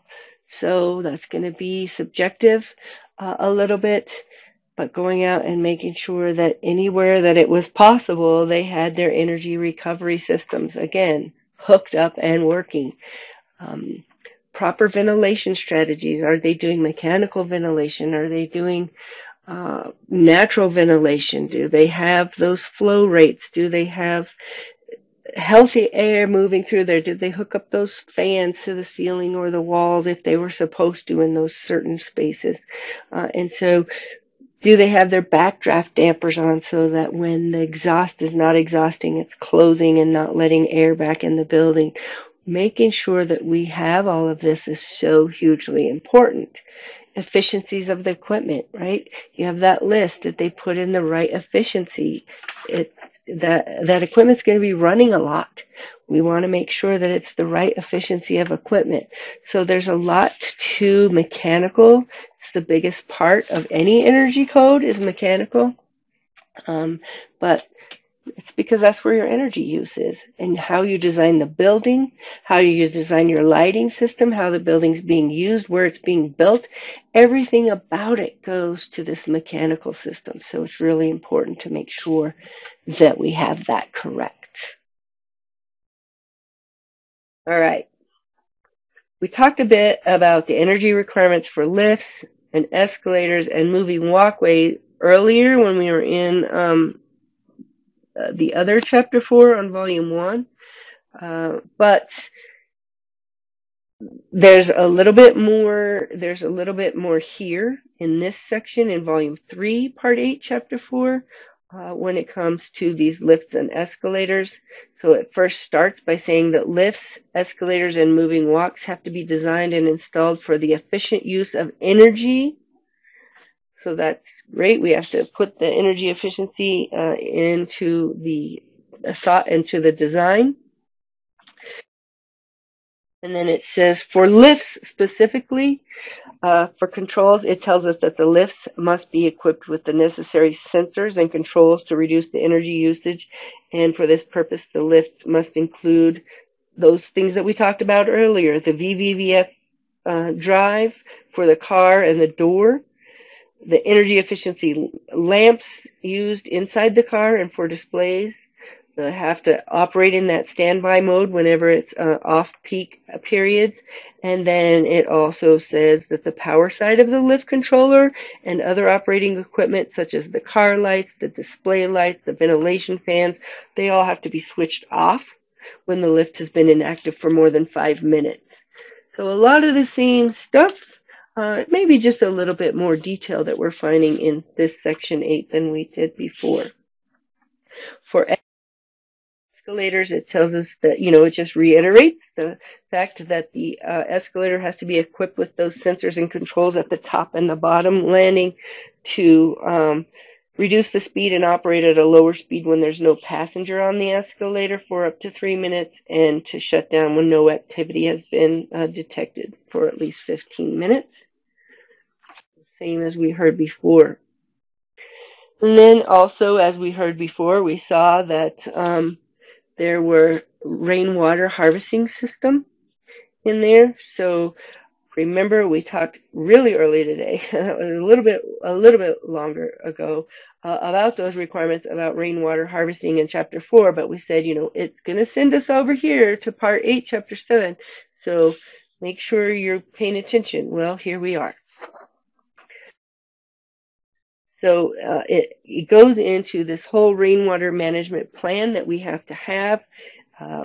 So while the energy efficiency requirements did give us a little bit, this is going to give us a little bit more detail on when it's required and how to do it and how it has to be maintained. So 7.2.1, the scope, says that the chapter specifies the general requirements for rainwater harvesting for different categories of the building according to their occupancy classification, together with the ancillary works of groundwater recharging, such as perforated pipe, pits, and inspection chambers.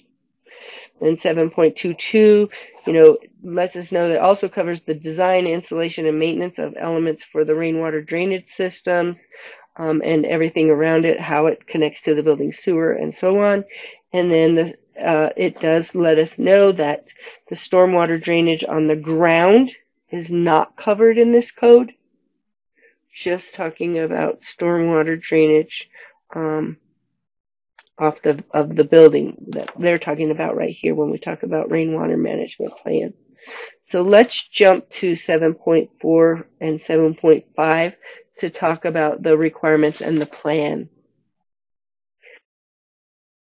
7.4, it gives us those requirements telling us that, every building proposed for construction on plots having more than 300 square meters or more, right, shall have facilities for conserving rainwater. So every building on plots having more than 300 square. So it's not the size of the building, it's the size of the plot. It has to have this rainwater harvesting system. That's what we're finding in 7.4.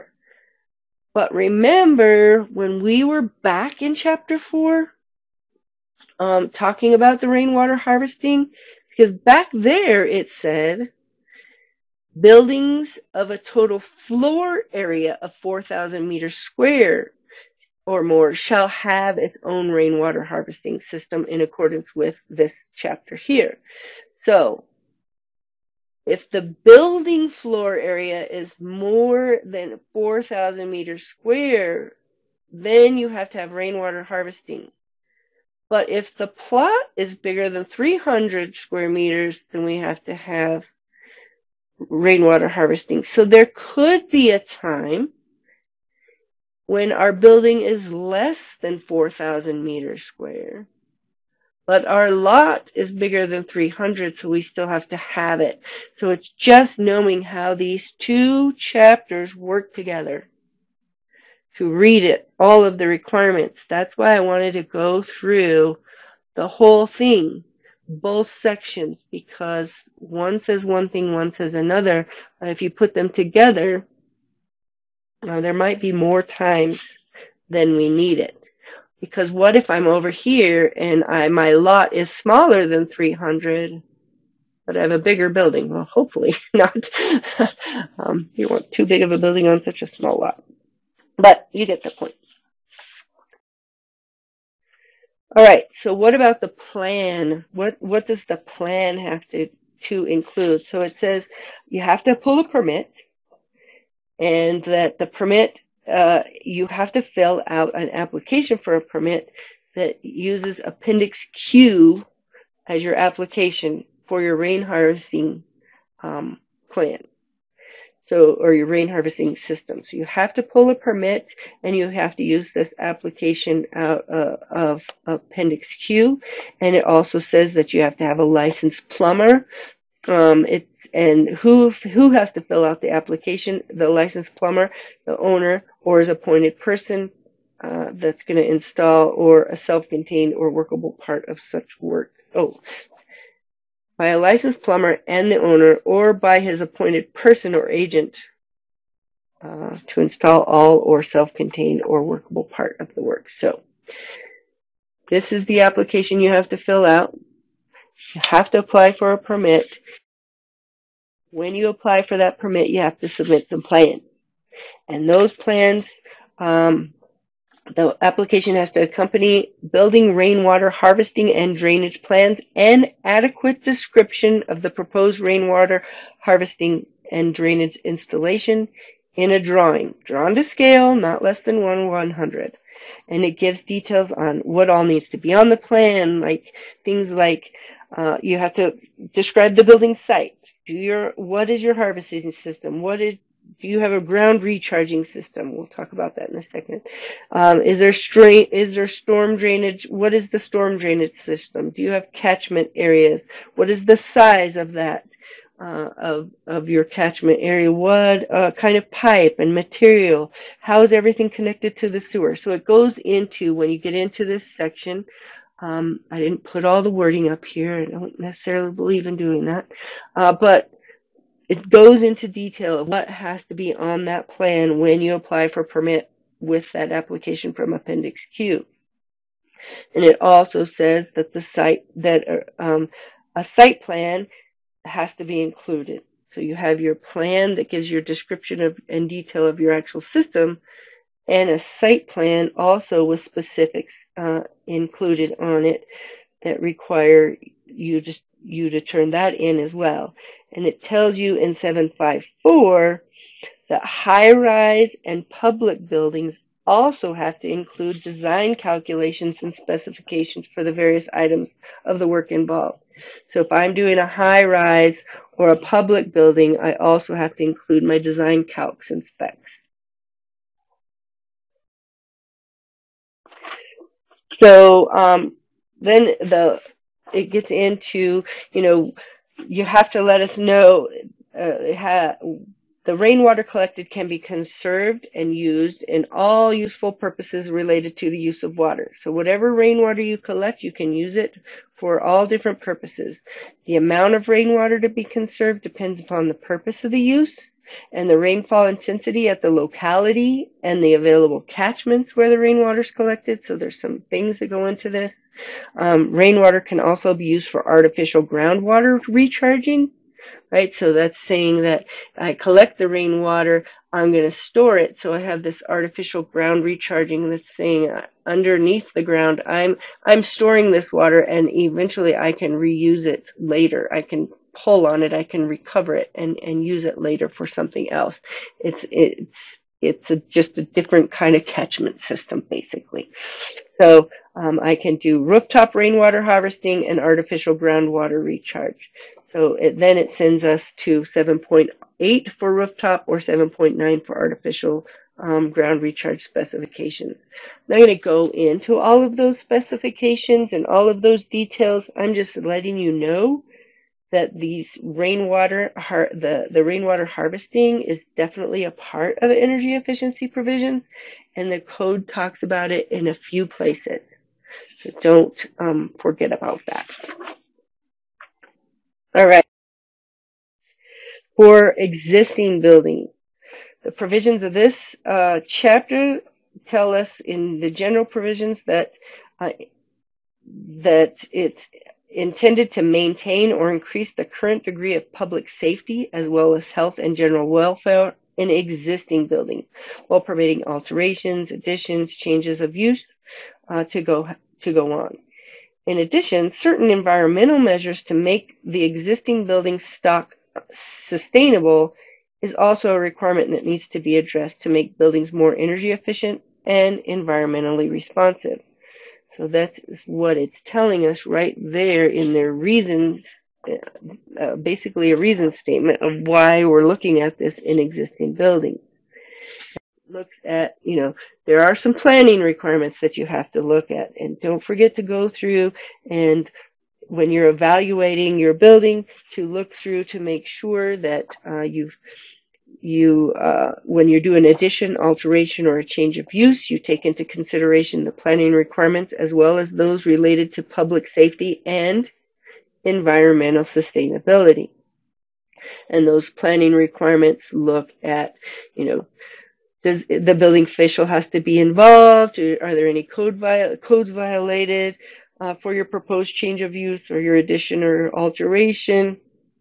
And it looks at things like there are different requirements for different occupancy classes and different types of construction that have to be taken into consideration. And so it gives you these, different sections to reference depending on what it is that you're looking at. And don't forget, for your existing buildings, you need to look at all of these different things. And for environmental requirements, it says additions to, alterations, or change of use of an existing building or structure shall not be permitted if they cause environmental degradation and unsustainable development in the locality.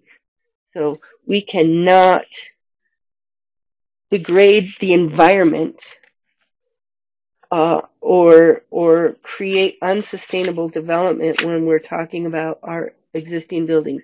Additions to, alterations, or change of use of an existing building or structure shall not be permitted if they cause environmental degradation or unsustainable development in the locality. All right, so next let's talk about sustainability measures for existing buildings. So it says, when there are no proposals for additions, alterations, or change of use to make existing building stock sustainable, environmentally responsible, and energy efficient, the authority may propose necessary measures after evaluating the condition of the existing building. When it's found that the environmental degradation is taking place, or such as feared by experts, the measures to be proposed may include, but are not restricted to, the following. Before I show you those, what is that saying? It's saying, maybe I have this building and I was not going to propose any changes to it. But the authority finds that after they've looked at these buildings, that there's a condition existing where maybe it's starting, something is happening on this building or this site that is degrading the environment or is causing the building to use too much energy, or something is going on that now, even though somebody wasn't planning a change to it, they're going to order a change to be made. And so some of those changes could be that they ask for introduction of renewable energy, installation of rainwater harvesting, installation of groundwater recharge, or some other introduction of a low energy use source. So there may be times when something of this gets asked for your building or your site, even though you weren't proposing to make a change to it. And then it says any sustainability or energy efficiency measures suggested shall comply with all of the relevant requirements of the code that apply to it. So that's interesting and something to take note of for sure. All right. When we get into Volume 3, Part 9, Chapter 3, Conservation, this conservation chapter is not talking about energy conservation necessarily, but it's talking about conserving heritage and culture, which is just as important. Within it, it does go into sustainability and preserving, so we will talk about some of that. But I wanted to talk about the scope of this chapter. It's probably one of the best I've seen for a code. It doesn't just tell you what we're looking at, but why it needs to be addressed, and it gives some pretty compelling reasons. So let's look at 3.1, the scope that tells us that historical places Buildings, objects, and manifestations of culture, scientific, symbolic, spiritual, religious value are important expressions of the culture and heritage, the identity and religious beliefs of societies. Their role and importance, particularly in the light of the need for cultural identity and continuity in a rapidly changing world, need to be promoted.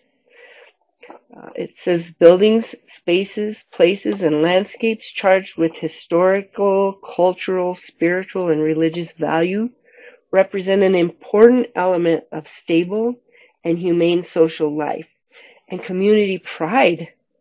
Without appropriate restoration, conservation, the architectural evolution in relation to socio-cultural concept of a country's heritage remains misinterpreted and actually can lead to virtual disappearance.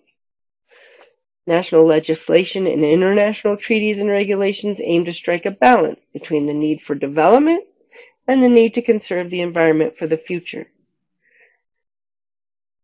The terminology that's used explains conservation, restoration, area conservation, and historic districts, as well as structures of architectural significance. So you can find those definitions in there and how those terms are used.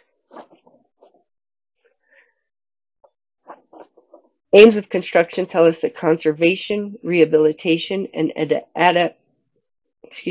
adaptive use must consider sustainable use of natural and human-made resources. It also stresses that the access to the cultural and cultural dimension of development is of utmost importance, benefiting all the people who have access. And we need to promote historical and cultural continuity, encourage broad civic participation in cultural activities. It goes into details on how it wants us to do that, right? So that's so huge for that aim. The objectives of conservation section tells us, it lets us know that in order to integrate development with conservation and rehabilitation goals, the appropriate levels of government have to undertake this list, and it has this list of 9 things of tasks to show that the government recognizes when they're, that there's this ethic level, when that they recognize that there's a value. They recognize they have to preserve, promote, support, and even sometimes incentivize conservation and rehabilitation. So wanting to see that the government is really putting a focus there, that they value that conservation of the history and the culture. And then ethics tell us that when working with historic buildings, every effort has to be taken to not destroy, falsify, or remove the historic evidence, keep the work to a minimum, have unswerving respect for the aesthetic, historical, and physical integrity of the cultural property, and everything has to be documented, including what methods were used and what materials. So there's a pretty high ethic in just conserving these historic buildings. And then the guidelines for conservation tell us that any work done needs to be reversible, if possible. It can't affect the future work or hinder possibility of later access, as they allow the maximum amount of existing material to be retained, to be harmonious in color, tone, texture, form, and scale, and work must be done by someone who knows what they're doing. So these are different sections of this section on the historic buildings and the conservation of them, really going into why, how, what we're supposed to do, making sure that the government is paying attention and that they're concerned and they're putting a value towards it, and that the ethics are there to make sure that we're not destroying anything, we're really preserving, and we're documenting what we're doing, and we have the right people doing it. So there's also a couple of additional chapters in there. Since a large part of Bangladesh culture heritage has so far remained undocumented. This preparing an inventory of heritage buildings worthy of conservation is the most important task with which to begin the process of conservation. So to start by creating this list of all of the properties out there that are historic, that add to the cultural heritage, so that we know what to fix up and when. It goes on to say that this inventory will become the National Register for Historic and Architectural Properties. It attempts to create a systematic, accessible, and retrievable record of the built heritage of the country. It will serve as a resource of materials for developing heritage conservation policies and regulations. The primary aim of listing is to document the fast disappearing built heritage and then present it to scholars and general public in a user-friendly format which aids conservation by generating public awareness.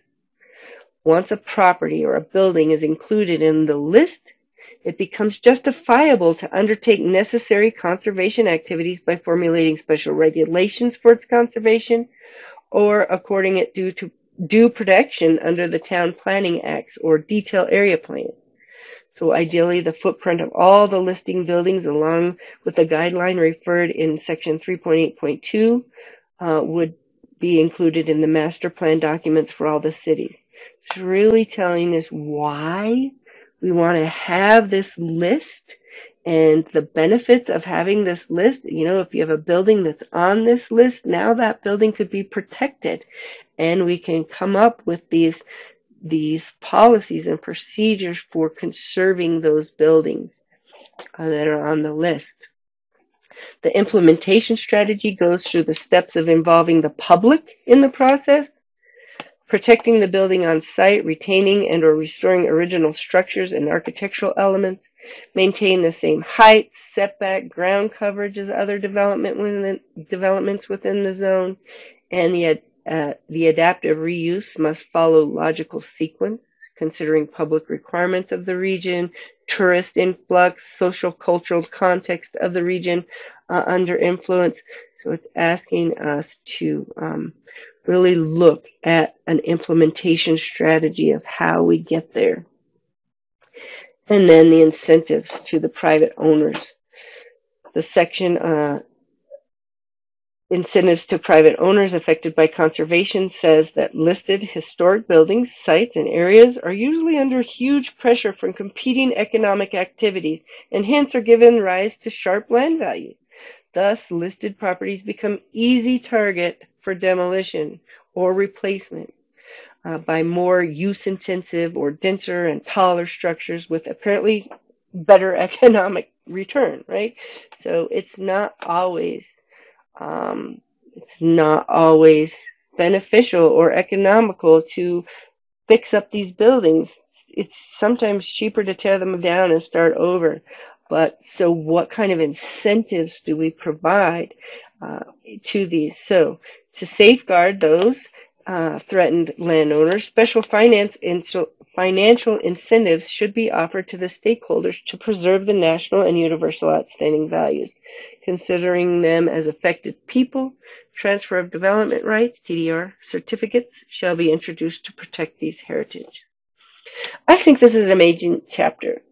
We want to talk about, energy conservation and conserving these historic buildings, but first they're saying we have to determine what those buildings are, create a list, document them, make sure that the public has got some input, make sure that the government recognizes the importance of them, make sure that the owners are protected, and that there's some incentive to actually fix them up and not just tear them down.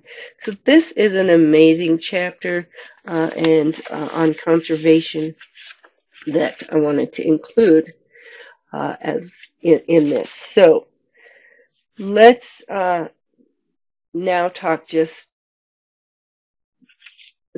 summarize what we're doing.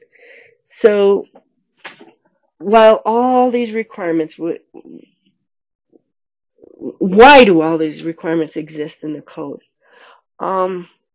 I want to take you back to the very first code section that we talked about, very first thing, the rationale for sustainable green buildings. Remember that section early on that we talked about is one of the first few slides. And it reminded us that climate change is an established phenomenon affecting the environment globally, and it's recognized that buildings and the built environment play a vital role in the process, impacting on the natural environment and the quality of life. Right? So we're rationalizing why we built this code, why all of these measures are in this code. And a lot of it is there's climate change out there. It's ever changing. It's global. It's not just local. It's recognized everywhere. And the built environment plays a huge role in that.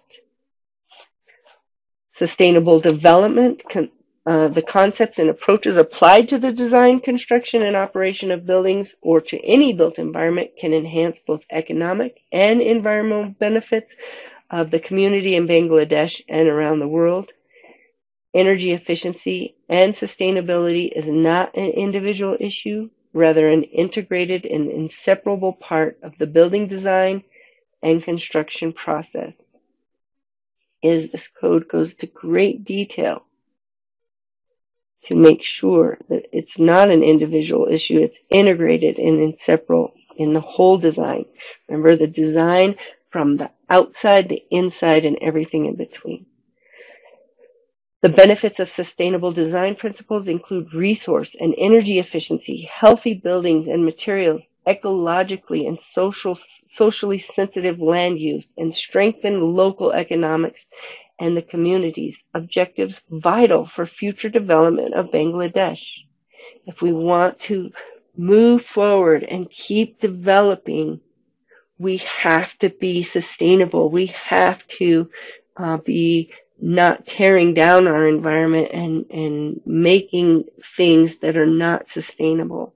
We have to, in order to have a vital future, we have to do that. That's the rationale that we talked about in the very beginning of the code. That's written right in this code. The rationale for sustainable green buildings. It's amazing to me that rationale. That's why I bring it up in the beginning and I bring it up in the end, so that it tells us the reasons why everything got put in there. So as you reflect back on everything we've talked about today, it's important not only to remember what's required, but why. Because if we know why something's required and we believe in the why, then the how doesn't seem like such a big thing to accomplish. We want to accomplish it because we believe it needs to be done. And this code goes to great detail to help us understand why and to believe in it. It started on the outside of the building, and we talked about how to look at the outside of the building, that site, and to keep it sustainable and to make sure that we're not adding to the flooding problems. We're absorbing the water and we're retaining the water, and we're not have surfaces that just flow the water off, right? We take that water that is used for our sinks, and we use that for flushing, and we use that for irrigation. We have irrigation plans that look at how we're watering, and do we have those measures in place to conserve some water on the site. In addition to what we're doing, we have those plans, those landscape plans that utilize the local or the native plantings, and that we are not having a bunch of dust and and we're providing greenery. And so we've looked at the site, we've kept that rainwater, we've sized the system, appropriately. And so we've looked at the outside of the building. Then we looked at the building and what about that building do we need to do to not just conserve the energy use of the building, but to look at how we can help with the design of the mechanical equipment so that it doesn't work so hard also. So how do we do that? And looking at those windows, how many windows do we put in? What kind of windows can we put in? What kind of shading should we put in? Right? And looking at all of those things. Then we looked at, okay, here's our roof. What kind of roof do we put on? We've got our green roof that not just helps with the climate, but it helps with insulating that roof so that we're not doing a lot of heat loss through the roof. And so we have a green roof, and wherever we don't have a green roof, we have insulation. And so we've talked about how to treat that building envelope for those parts. Then we moved inside the building and we looked at our mechanical systems, our lighting systems, the ventilation systems inside the building. What kind of light bulbs are we putting in the building? What kind of, how do we turn them on? How do we turn them off when we need to? Are we utilizing daylight? And we're bringing in that daylight from the outside and shutting off the lights whenever we can and being responsible to pay attention so that the occupancy sensors, if nobody's in the space, those daylighting sensors are not coming on and off. And we looked about how to do that, how many watts per square foot we were allowed. And then we looked at mechanical equipment, pretty heavily at mechanical equipment. And how do we shut it down when we don't need it? How do we sequence the operation so that only the equipment that needs to be on is on, and then it shuts off when it's not needed? How do we take those fans those equipment that has big fans and big motors and use variable flows, variable speeds, try to cut down on throttling losses? And how do we utilize outside air whenever we can? If we can use outside air to cool the building, then let's do that. How do we do that? We can do that through economizers. We can shut things down and bring in that outside air, and then a lot of exceptions of when we don't have to do that or when we can't do that. We looked at how to ventilate the building naturally, how to ventilate it mechanically, and when we have to do those kind of things, and what's involved in that. Ventilation is huge for the building efficiency, for the health and safety of the people inside, to reduce condensation, to reduce pollutants, to move pollutants from out of the building, and keep fresh air flowing through. So there's indoor air quality issues that we're dealing with. And so we talked about a lot of those. So that's great. We also talked about elevators and escalators and how to make sure that those are efficient and to cut down on throttling losses there too. The startup and the stop of those uses a lot of energy, and how do we cut that down with our various drives that we could use and sensors to only have those things moving when they need to be moving, and efficient lights in them, and standby power and standby modes, etc. And so we talked about then we talked about water conservation and conserving that water, and how do we do that, and maybe using some solar hot water when it comes to those buildings that use a lot of hot water, those hospitals and things like that, hotels where we use a lot of hot water, we could use some solar thermal. Or maybe, again, low flow fixtures. We can use some low flow fixtures to conserve some water, and then conserving water through the use of the gray water. So there was a lot of things on the inside of the building. Then we talked about existing buildings. Existing buildings being conserving that energy in our thought, in our design for additions, alterations, changes of use, making sure that wherever possible we could conserve some energy, and we had to put some thought into those designs for those existing buildings. And then our historic buildings and preserving the historic form and texture and nature of those buildings, and protecting our heritage and culture in doing all of it. So what an all-encompassing, all-inclusive code this is. I know that we talked that this was titled Energy Efficiency of Buildings, but this was all included in the energy efficiency requirements in the Bangladesh National Building Code. So not very many codes that I have gotten to experience will go into that range of as their minimum. And so it was good to see how all of that came together and it all worked together. And the rationale started us out, and the rationale ended us out. Here's what we're going to do, and here's why we're doing it. And they were, again, very compelling reasons. Once you believe in why you do something, then the how doesn't seem as impossible. And so we don't fight it as much.